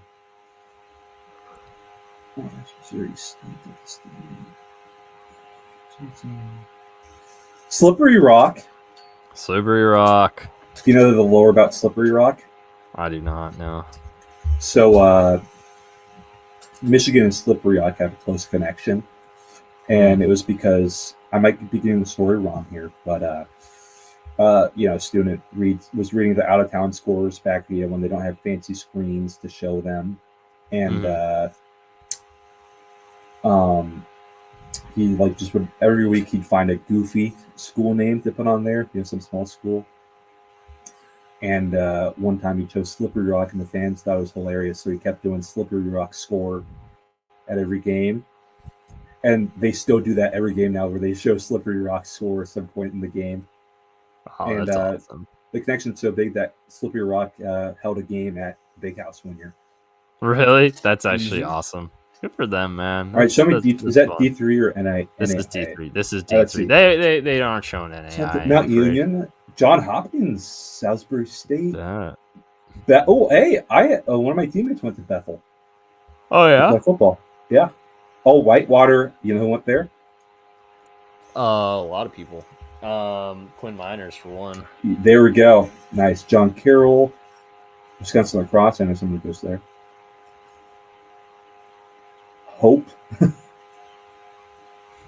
Central College. It better be in the exact center of the United States. It is the exact center of Kansas. I'm just kidding. I have no idea. Man, seeing all these colleges is taking me back to my NCSA days. Oh, I bet. Like, this is the first time I forgot most of these colleges existed until this moment. A D3 college coach visited our school. Oh yeah, which school? Oh, you can't tell me. That's fine. Don't worry about it. No, I'll tell you, Whittier. Oh, Whittier. Okay. That's right. There's a lot of D3s in the PNW, actually. You know who went to Whittier? Who? Richard Dixon. He played football there. Oh, I didn't know that. Oh, wait, Whittier's down in SoCal. Never mind. I was thinking Willamette. That's where Nixon's from. Nixon's from Whittier. I didn't know he's the only president from California. Well, born in California. Kind of. Yeah. Okay. Yeah. Because Reagan kind of counts. Reagan counts, yeah, but he wasn't technically born in California. No. Which is funny to think the two presidents from California are Nixon and Reagan. It is. I mean, it was pretty solidly a Republican state. It was. The Republican Party was a lot different then.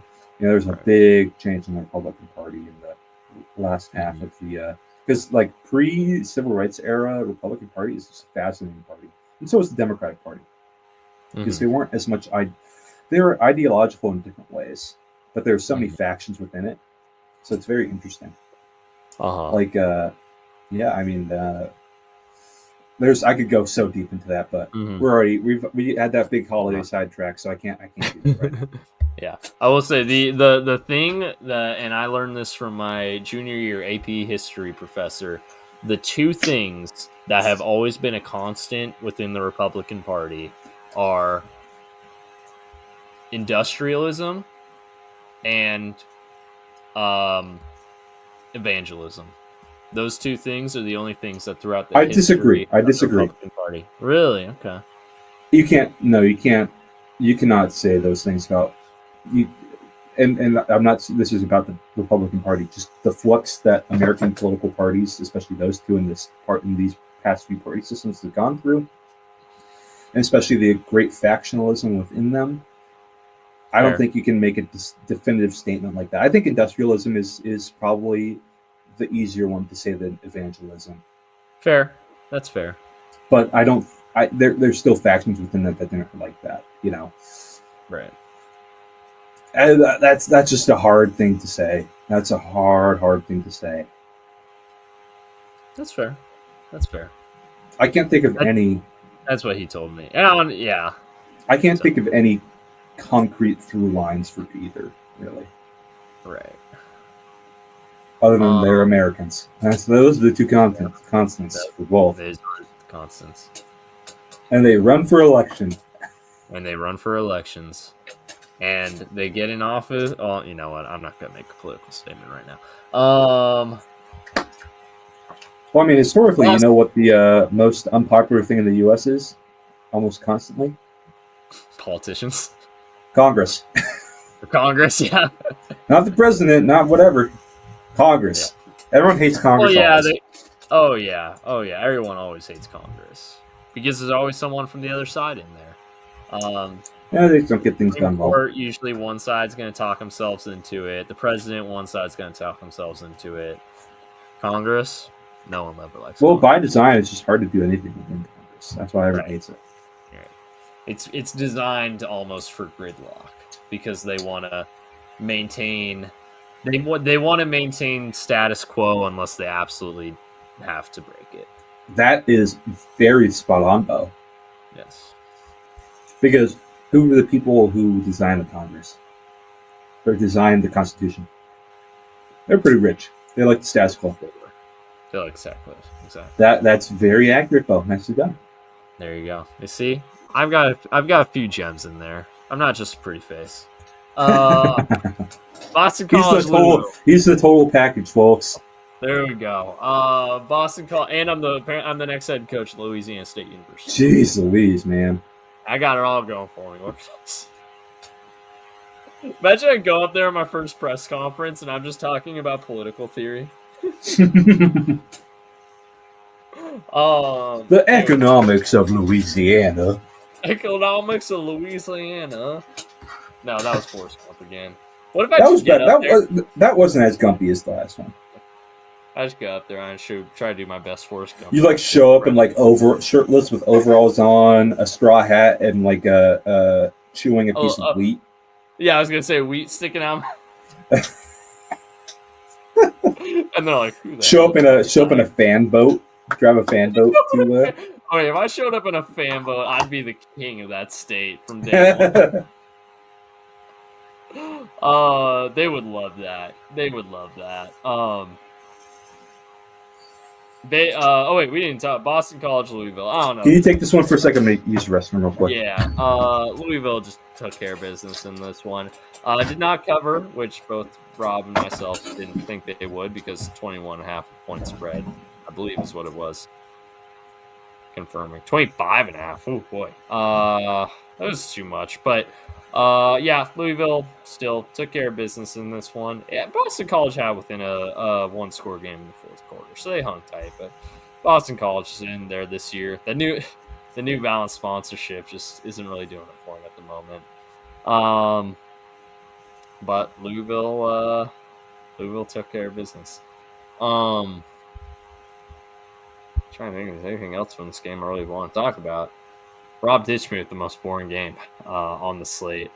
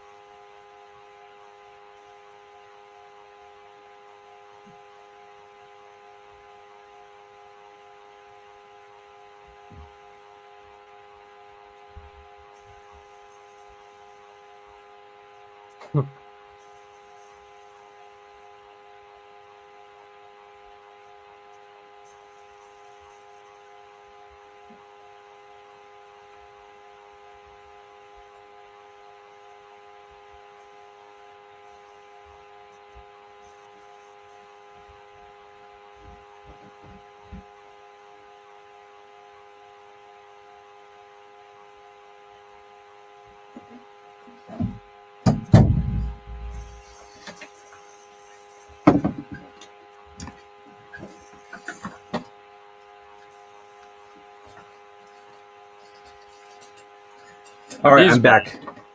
Yeah, I didn't have much to talk about with Louisville Boston Hey, College. I told you they wouldn't cover 33 or whatever minute it was. I didn't pick them to. I didn't pick them to. That was all. 25.5 was always too much for me. We both picked BC in this one. Oh, okay. I must be thinking about another game. It's probably. I actually don't know what game it was. What's a game you got right that I didn't? Oh no, Indiana is the one. I don't know. Maybe we both. I think it had to be Louisville. It had to be that one, and I think we must have agreed. Yeah, it was a different, or maybe it was from a different. No, it was totally last week. Was okay. Point being, it had to be that Louisville. Game. That was just way too big of a spread. We both agreed it was way too big of a spread, obviously, because we both picked Boston College. I know Jeff Brom is Louisville alum, loves Louisville, but I think he's going to get some big offers this fall. 1,000%. 1,000%.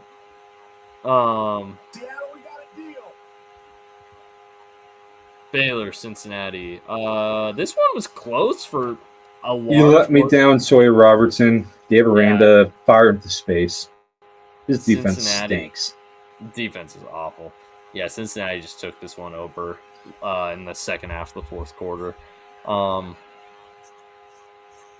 Through 7/8 this game, it was a close game. And then Cincinnati just rolled from there. Cincinnati up to 17.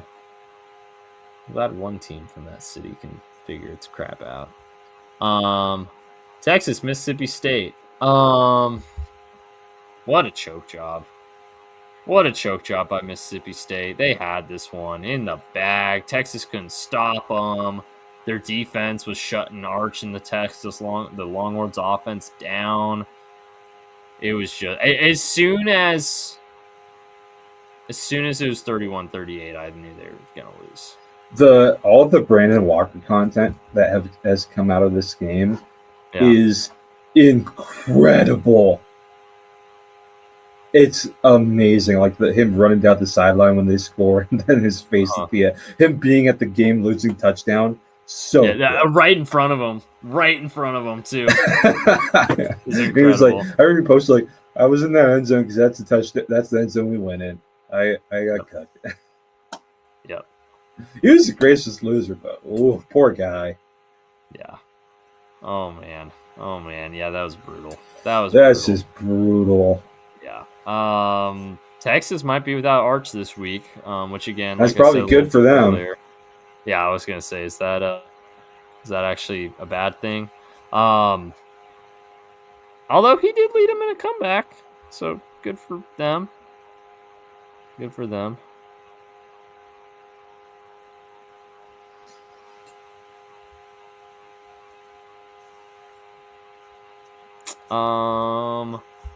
Yeah, just absolutely abysmal meltdown by Mississippi State. Y'all had him. You had the University of Texas on the ropes. It was 31-13 entering the fourth quarter. And they blew it. Blew a 3-possession lead. Can't do that. Not to the Archman. And not that anybody thinks Mississippi State's like amazing or anything. Don't get me wrong.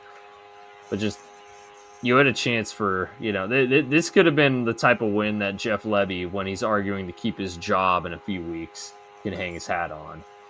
I think they're going to keep him for another year, but he blew I that think one so bad. too, but like, You just can't blow a lead like that. that's brutal. To this team, to this offense, just abysmal. You Hey, let Texas score 45 on you. That's pretty embarrassing. Yeah, it's rough. Even if it was an OT. Yeah, the week after they scored only 16 against Kentucky. That's just bad. Hey, this is a game we had our eyes on. What a game. Yeah. Shout out Hey, Damon Williams is finally a excellent. complete game by the offense. It took them a long I mean, Jed called an excellent game all game. Yeah, the defense wasn't great, but I mean, just if you take those play calls against air, I really like them. As usual, much better in the second half, though. True. I mean, I think the defense is just so easy to adjust. Awful officiating, my word. Awful officiating. The pick, the Tacario Davis PI was inexcusably bad. Oh, 1,000%. I get the one ridiculous. I get the one on Ty. I get that roughing the passer. I understand that. Yeah, he did hit him high. I still think it was stupid, but he did hit him high. He did hit him high. I get that one, but the end zone one was pretty awful. That was awful. And they were like, oh, and what's his name? The Fox. Jake Butt? Officiating guy. No, the officiating guy, not Tarico.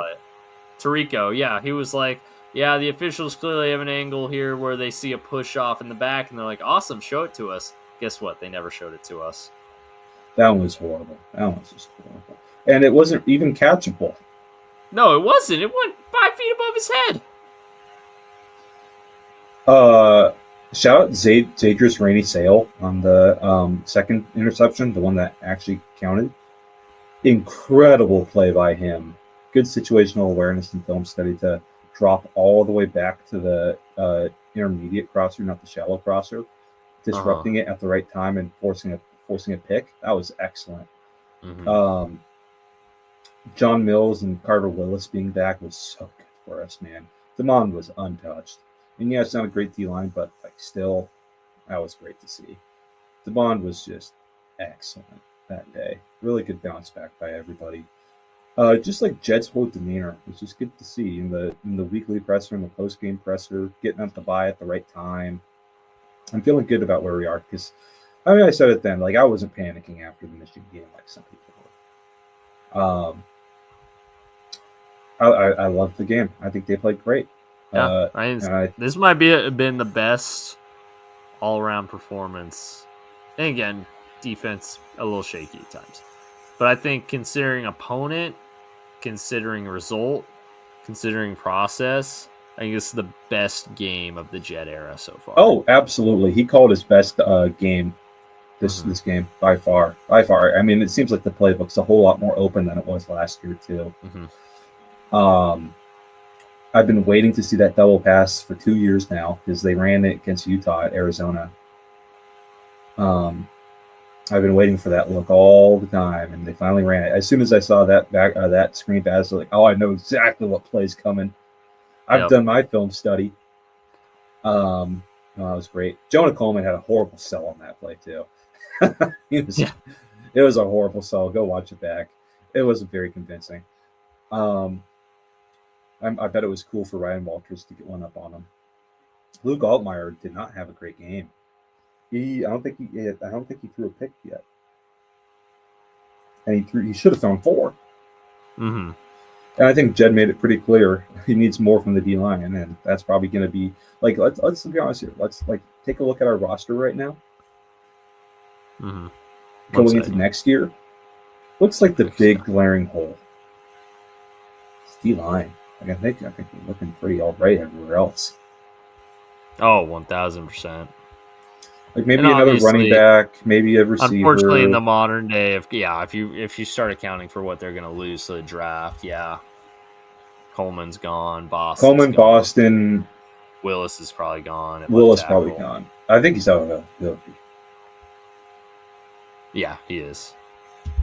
And that's okay. But here's the thing, Beau. I think we've recruited well in the last year and a half to be able to replenish a lot of guys. So I think when I'm looking at big holes, it's just D-line. Mm-hmm. So we can focus our spending on the portal on that. There you go. Like maybe add a corner, add a receiver, add a running back. I feel good about our. Well, we got Cody Green coming in. That's the thing. He's probably going to start at day one of tackle. Mm-hmm.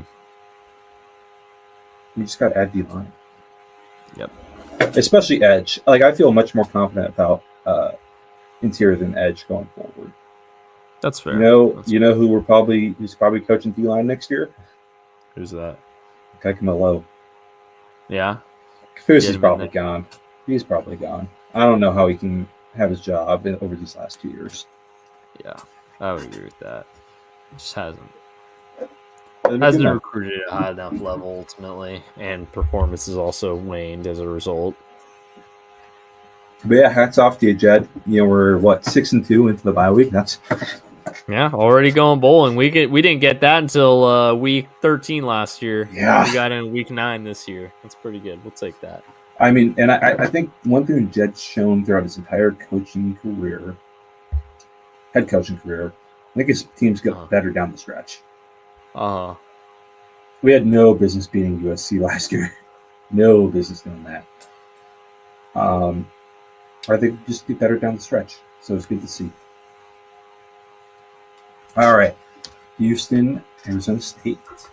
That's right.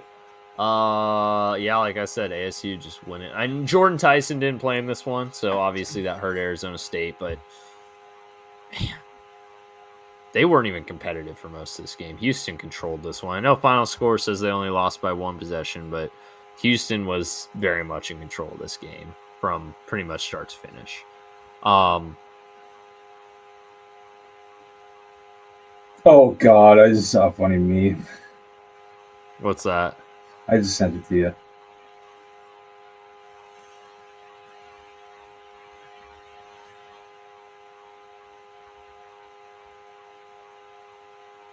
Here we go.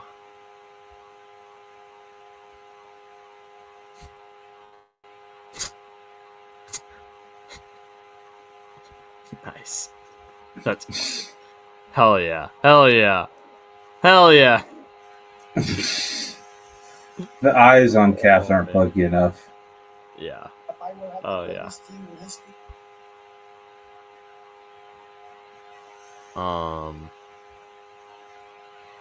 Shoot, what about Joe Brady for LSU head coach? He's gonna get an NFL head coach job first. He will. He's gonna decide. Does he go back to LSU or does he get to coach Joe Burrow again? He gets to decide. I think that's a pretty easy one. Hey, but you don't have to deal with Mike Brown and Katie Blackburn at LSU. Yeah, but you got to deal with a bunch of college students wanting to transfer. That's true, and you have to deal with Jeff Landry apparently, which they weren't aware of going. I wonder what the LSU equivalent of multi-ability is. It's Ed Orgeron. I'm thinking more like Duck Dynasty kind of person though. Yeah, no, I know what you meant. I'm just thinking he talks funny. Oh, Ed Orgeron, he's right there. He does. It's a good one. Oh man, it's a good question. Honestly, is Dilly looking around right now? Is that why they lost? He might be. There have been some people tying Dilly to the LSU job actually. That'd be brutal for ASU, man. Yo, that would be losing an alum. And don't get me wrong, LSU. I mean, it's hard to turn that down when you're at ASU, but you're an alum. That would hurt for ASU. That would really hurt. Oh yeah. Well, imagine if Brent Brennan gets poached by UCLA too. That would be funny. Oh, not for you. I'm not taking a dig at you. Just at the Arizona fans who are still not over Jed Fish. And I want to talk. Probably not because I'm still. I don't see it. No. I know what you mean. Don't get me wrong. I wouldn't actually be opposed to seeing Brennan go. I don't think ASU fans would be, or U of A fans would be too heated. Yeah, ASU is. I don't think ASU would take him after what they did to him last year. No, not ASU. UCLA. Oh, UCLA. Oh, I see what you mean. Because Brent Brennan's an alum. Right. That's true. I didn't even think about that. Oh, after all the posturing they've made of Jed Fish wants the UCLA job and all that. That's kind of the point I was making. Okay, I see what you mean. That'd be funny. I won't lie. I don't think it would happen, but that would be funny. I don't think so. And either. again, I wouldn't honestly be that. I wouldn't trip that much. Honestly, promote Deggy, and I'd be okay with it. Mm-hmm. Last game, Michigan State with the backdoor cover to save the week for me. That sucks, man. Literally, God, both teams sucked. They were both terrible. No, both these teams are awful. Michigan's just... Man, we should not have lost to them. No. If we have Carver and Mills, do we lose? I want to say no. Damon just played the worst game since he became a starter. He was terrible in that game, honestly. He's not going to be that bad most weeks. So I'm not tripping about it, but he just was really bad in that game. There's really no other way around. And it'll happen. He's 19. It'll happen. Yeah. So maybe not. Maybe he's a little more comfortable in the first half if Carver and Wills are there or Mills are there. So we'll see. But it's tough to look back. It was funny listening to my boys, Mike Valenti and Rico Beard. Oh, they want Smith fired, and they hate Aiden Childs because he was laughing on the sideline after he got benched. Oh, jeez. Oh, man. All right. Other games. Nebraska beat Northwestern. Is Nebraska ranked again? They can't be, right? No, okay, They're still not. Okay, no, they're not. They have their first six. They have meaningful games in November coming up for the first time in a long time. True, good for them. Rutgers walk-off field goal. There you go. Congrats on their first big tournament of the year. Wake Forest walk-off field goal. That was insane. The Wake Forest. Oh, beauty. Absolute beauty. That was an insane finish, too. It really was. What happened? What is up with K-State now compared to the start of the year? Yeah, they're rolling now all of a sudden. It's crazy. I was like, this is the team that lost to Army?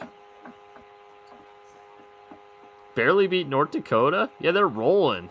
And these aren't even close games. They're not, and they're not bad teams either. They're not bad teams. Yeah. TCU's a good team. They killed them. Yeah, they've been rolling.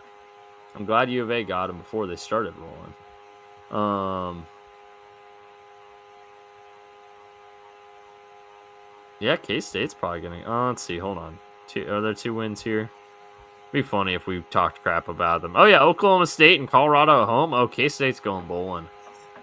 Yeah, that's funny. That's crazy. Imagine if they upset Tech or Utah.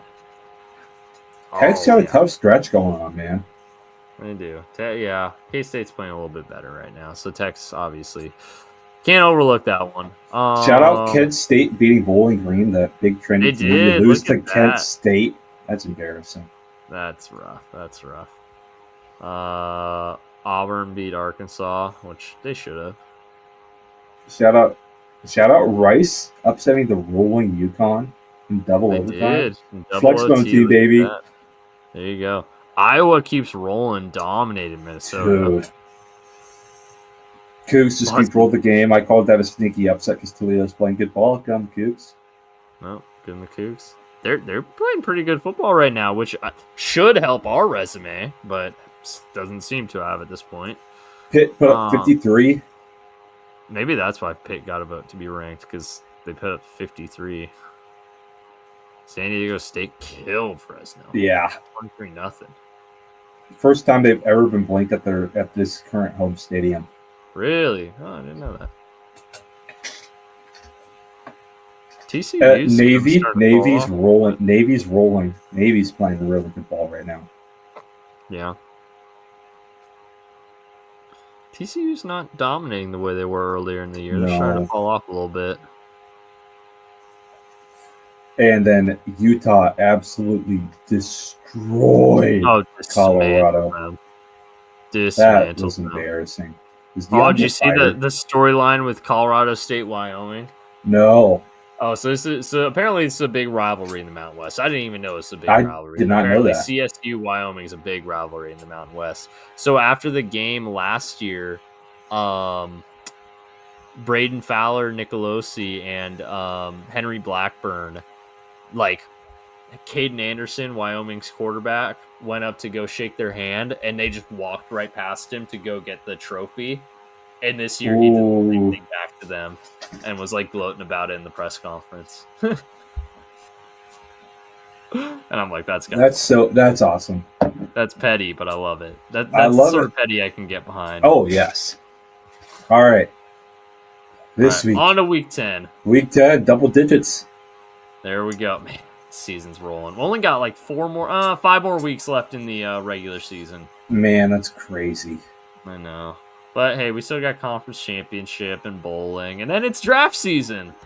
This will be the third draft season we talk about on the West Coast Draft Podcast. And it's probably going to be the worst one. Yeah, probably. This class is horrible. Yeah. I hope the Bengals don't win another game the rest of the year. They really need to get Downs or Bain. Honestly, I'd rather get Arvo Reese than Bain at this point. Really? Here's why. Here's why. You want to know one thing that I heard about Bain? What's that? 30-inch arms. Oh, that's right. Staten's not a big Bain head, but I disagree. I still think Bain's top He's a pick. dang good player, man. He is. One thing I heard about the big red flag I heard about Bain. What? Is that he wants to blow up Gotham City.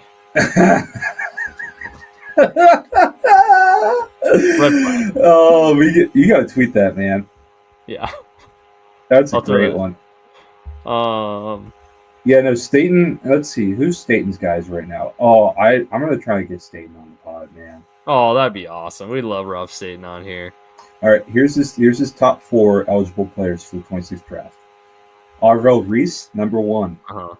Caleb Downs, number 2. Spencer Fano, number 3. Okay. Jeremiah Love, number 4. Okay. Here's what he said. So here's what he says about Ruben Bain. A lot of people have Miami's Ruben Bain Jr. listed as a top 5 pick. Okay, that's all of the accent on you. I have given him a 3rd round grade. There's talk of him having 30-inch arms, and he's 270 pounds on a stocky 6'3" frame. A 3rd round? Hold on, a 3rd round grade? I know. I don't know about that one, Rob. His game is based on power, and there's a lack of twitch on tape. Which, what? I don't know about that. Sure, he's shown to occasionally win off the edge, but we're not talking about a dynamic speed rusher here. He's missed 21% of his tackles in the last 4 games, and he has 3 sacks for the year. Ask yourself this. How many short-armed, 6'3", 270-pound defensive ends who are better against the run than rushing the passer killed very early round 1? Over the years, there have been multiple players like this. Boogie Basham, AJ Epinesa, and Miles Murphy are 3 that spring to mind, who the draft media go crazy for. It always feels like a bit of a mirage. I don't see an X-Factor NFL player. He is a lot better than Boogie Basham, AJ Epinesa, and Miles Murphy. That's insane. He currently only has 29 players with grades in the first 2 rounds. Oof, that's rough. Who else does he like? Doesn't like T.J. Parker and Peter Woods. T.J. Parker I get, but Peter Woods is a dog. Ty Simpson is the best draft-eligible quarterback. That one I've seen a lot of people say. I can see that one. The one thing I really appreciate from Rob is he never... Cardinal Tate is a lot better than I originally thought. He never buys into media narratives. Arkansas running back Mike Washington looks really good. And Mike Washington? Who's that? Yeah, Arkansas running back. Oh, new name. I haven't heard that one before. Okay, I'll have to put him on my list.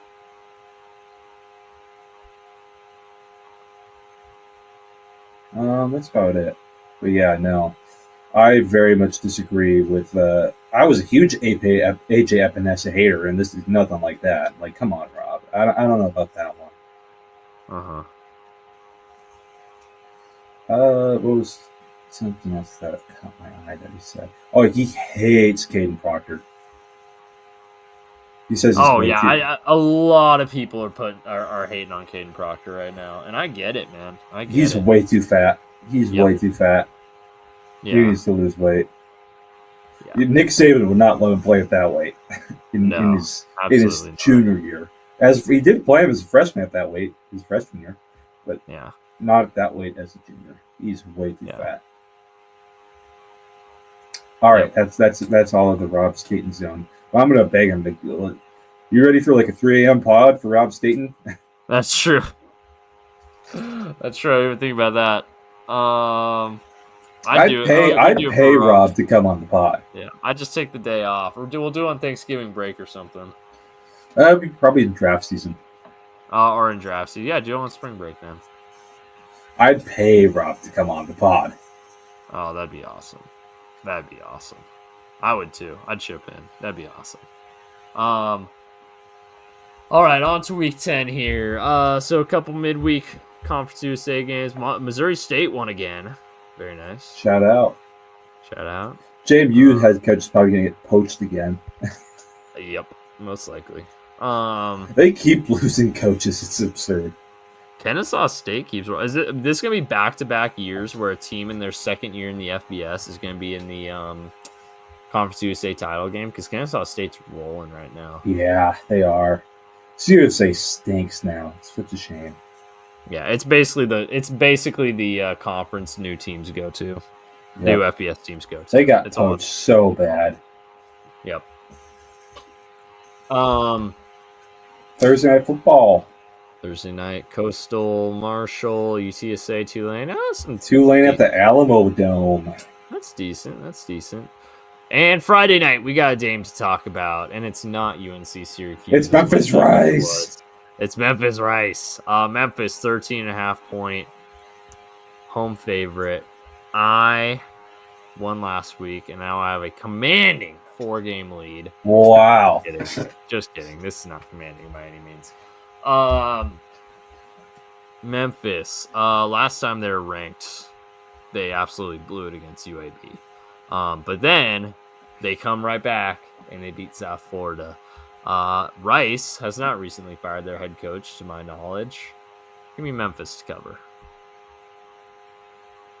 Who? I said Rice has not recently fired their head coach, to my knowledge. I'm taking the Owls, baby. I know. I figured that out. That was good.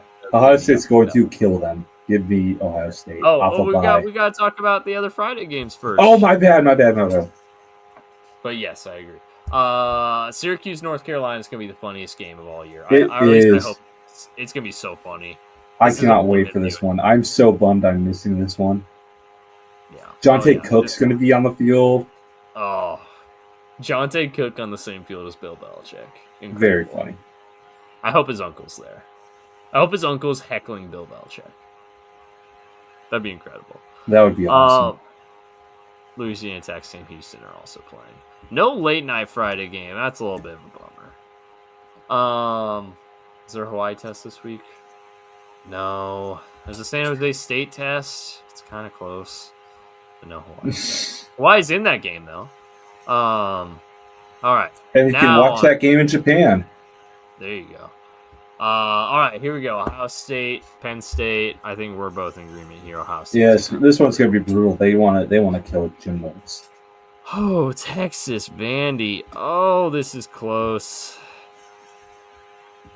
Texas hasn't played a home game in like a month. I bet they're going to be ready to get back to Austin.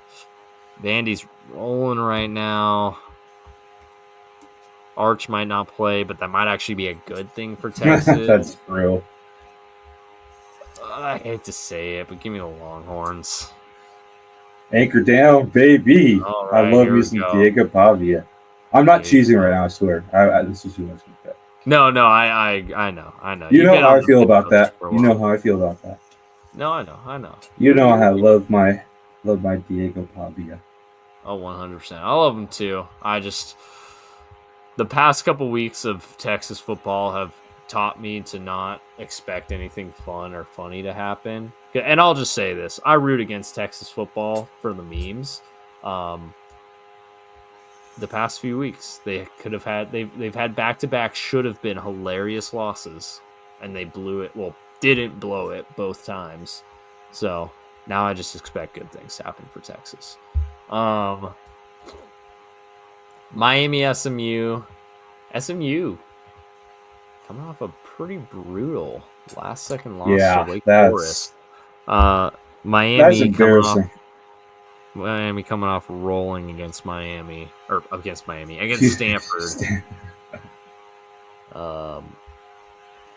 Who you got?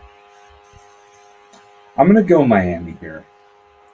I agree. I think they've got a lot of momentum after the second half against Stanford. I think they got a little bit of confidence back. I think SMU is probably gonna be reeling after a tough And loss. they're very much in like a must-win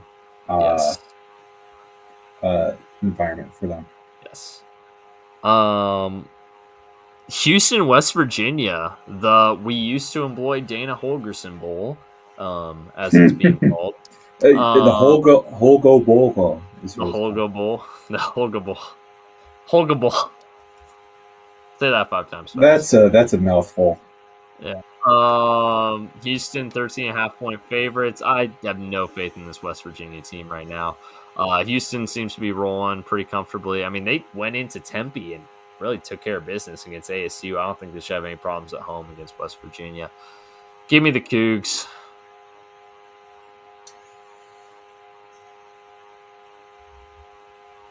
13.5. Yeah, I mean, they almost covered that against ASU, who's a much better opponent. Yeah. All right. Other games in the morning. We got Rutgers, Illinois. Duke, Clemson. Could be Clemson fun. only 2.5-point favorites. How the mighty have fallen. Yeah, right. Remember when they were the number 4 team in the country at the beginning of the season? Goodness gracious. UCF, Baylor could be interesting. Oh, one third of the what's the trophy? President's Cup or something. President's Trophy, yeah, or President's Cup, something like that. Yeah, something like that. 1/3 of it.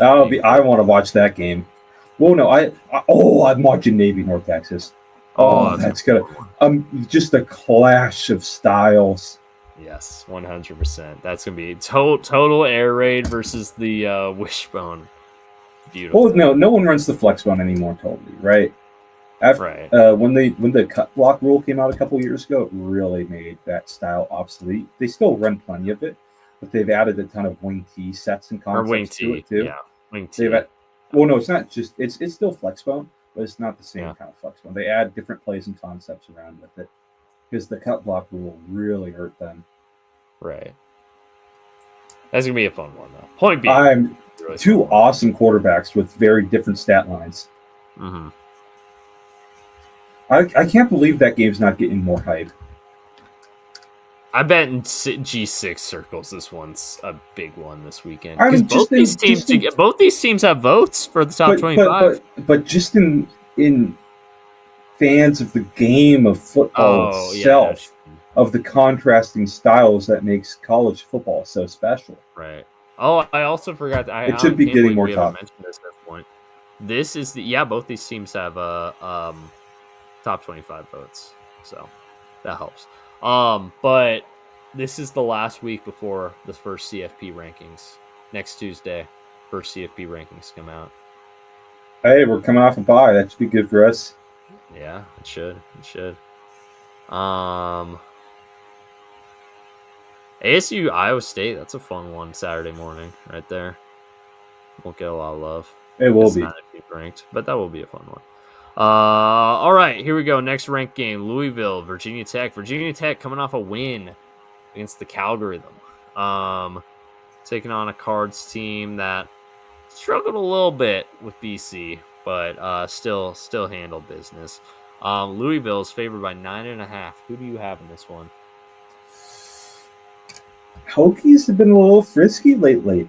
They've been a little frisky lately. I'm gonna go.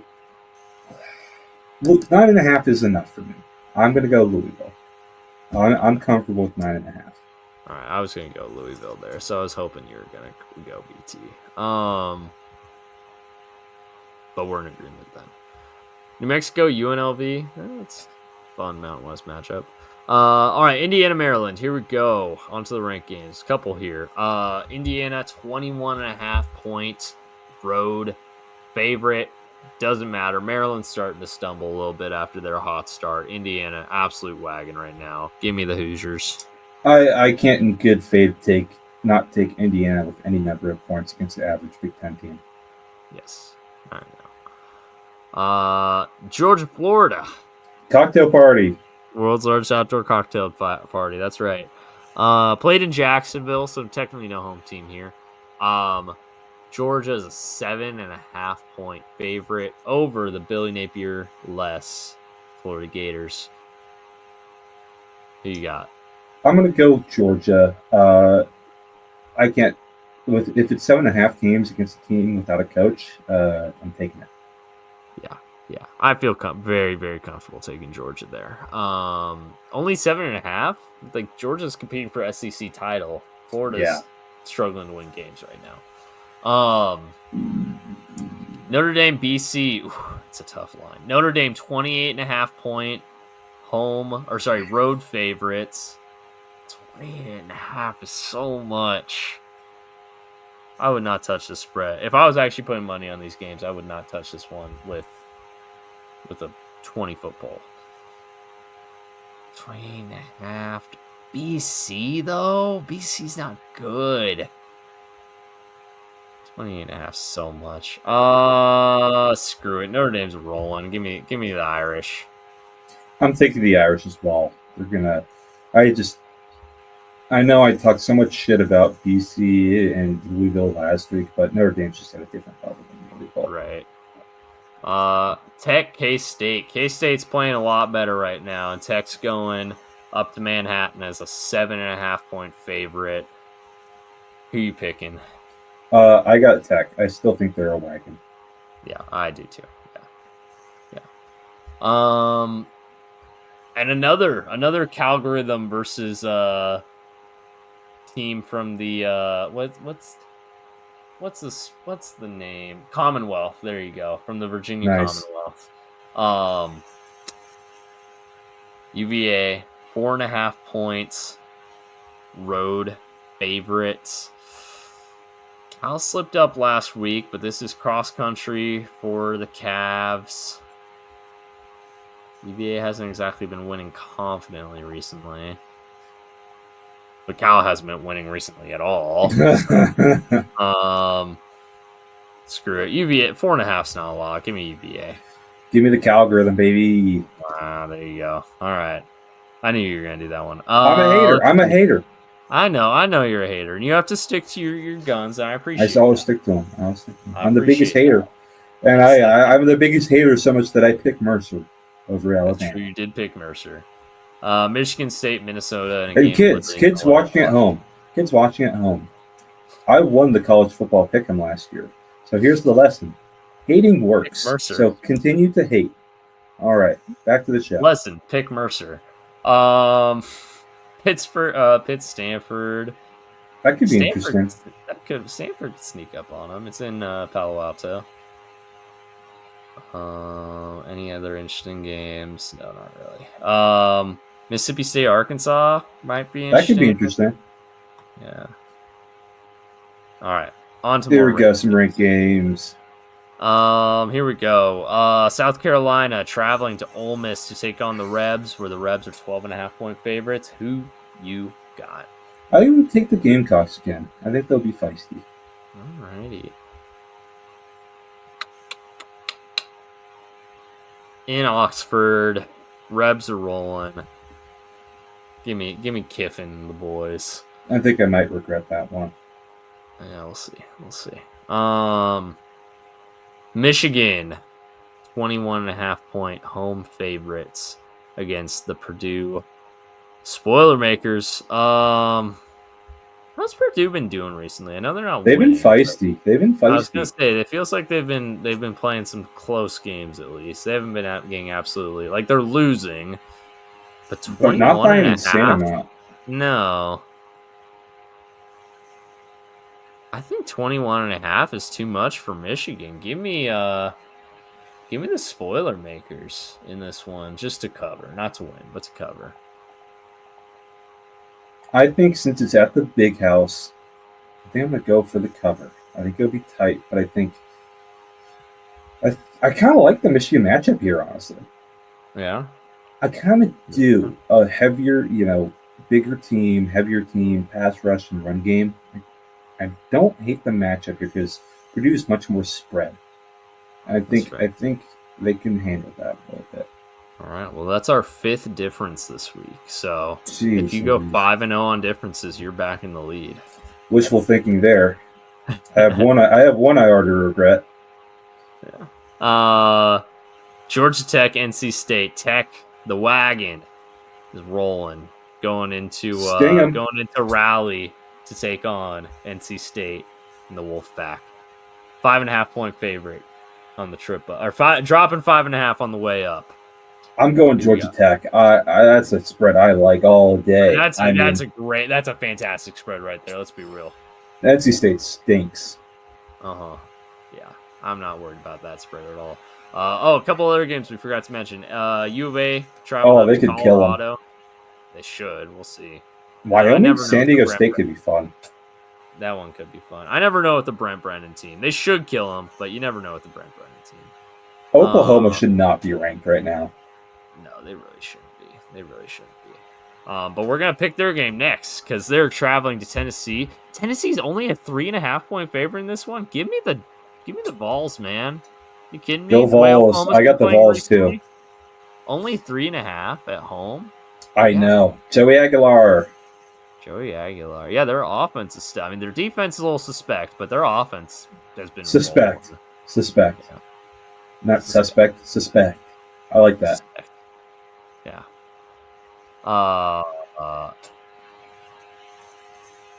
Let's see. Next. Oh yeah.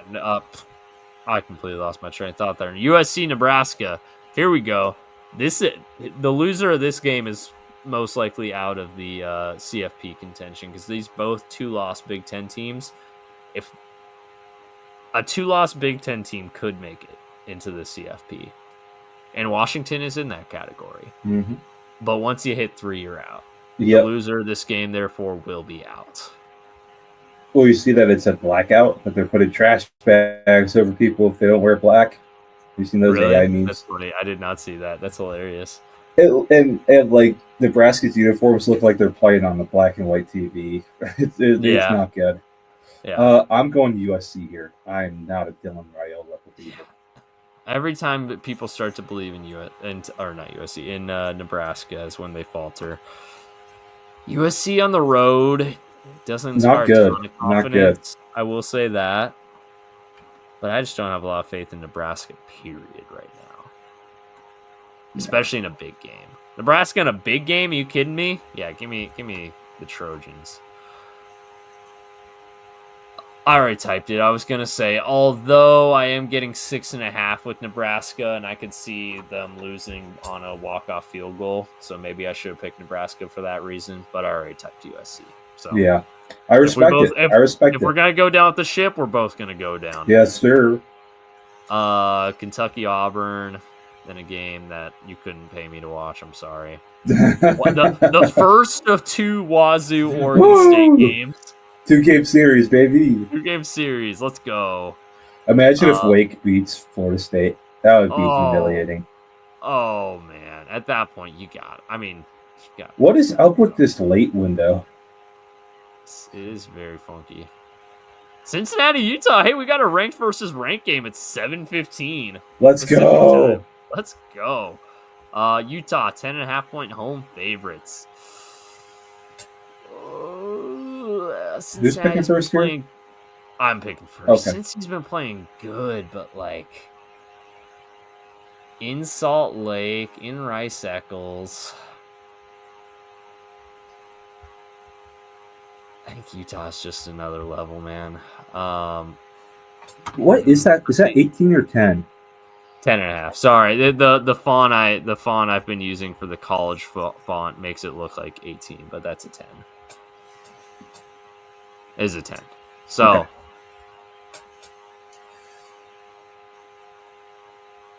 What's the pick, Beau? I'm gonna regret this. Cincinnati with points, though. Cincinnati is getting points here. I think they're a little bit more dynamic offensively. Dampier's playing good ball. Screw it. Give me Utah at home. A ranked team getting 10.5 on the road is intriguing to me. That's why I'm Cincy. like, man. 10.5 is a lot for me. 10.5 is a lot for me. I love Utah. I love Dampier. It's a tough trip, but 10.5 for a ranked team on the road? think I might have just given you back Ole Miss, South Carolina with that one. I think it might be even. Yeah. At that point. If it was tighter, point, if it was tighter, I would take Utah. But I think Utah wins. But 10.5 is too much for me. 10.5 is a lot. I'm regretting that one already. But we'll see. Hey, maybe I end up right. I was regretting the Baltimore pick last weekend, and I ended up being right on that one. So. Yep. Hey, here's what a segue, though. Baltimore. Nice. Playing on Thursday Night Football against the Dolphins. I won last week, and I am now the new leader in the clubhouse for NFL pick. Nicely done. Scratched and clawed my way back, but we're back. You're leading in both, man. I'm leading in both at the moment. Skin of my teeth in NFL. I'm leading in both. Baltimore minus 7.5. Oh wait, because Cincinnati, Chicago is the first game for Sunday.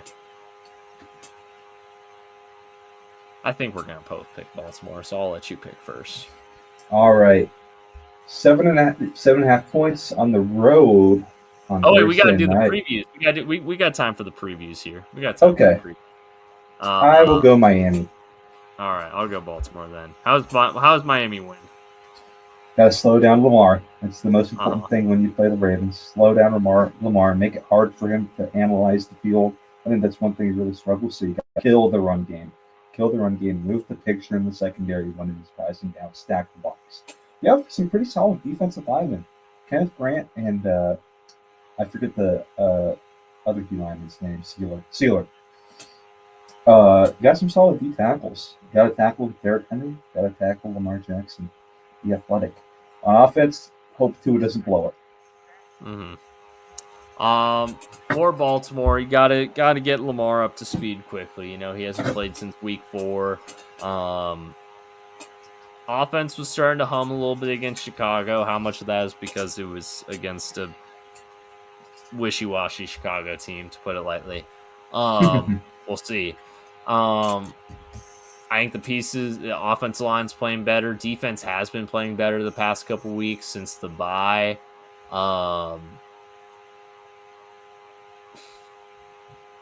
You just got to make sure you don't get beat with the speed deep, which I think they've been doing a better job of that. If Miami's going to beat you, it's going to be with their speed. That's what killed Atlanta, was their speed in the open field. So they got to be sound tackling. They got to compete with Miami's speed in the open field. If they can do that, I think they'll be fine defensively.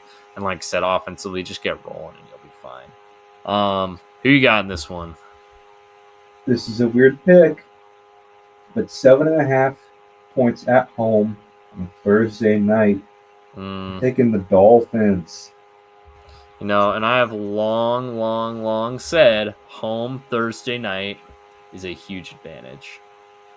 However, I think the Ravens are finally getting their mojo back a little bit. Lamar's back. They're going to have some mojo. Give me the Ravens to cover 7.5. We'll see. We might be tied this time tomorrow night. I hope we're tied because if the Dolphins win.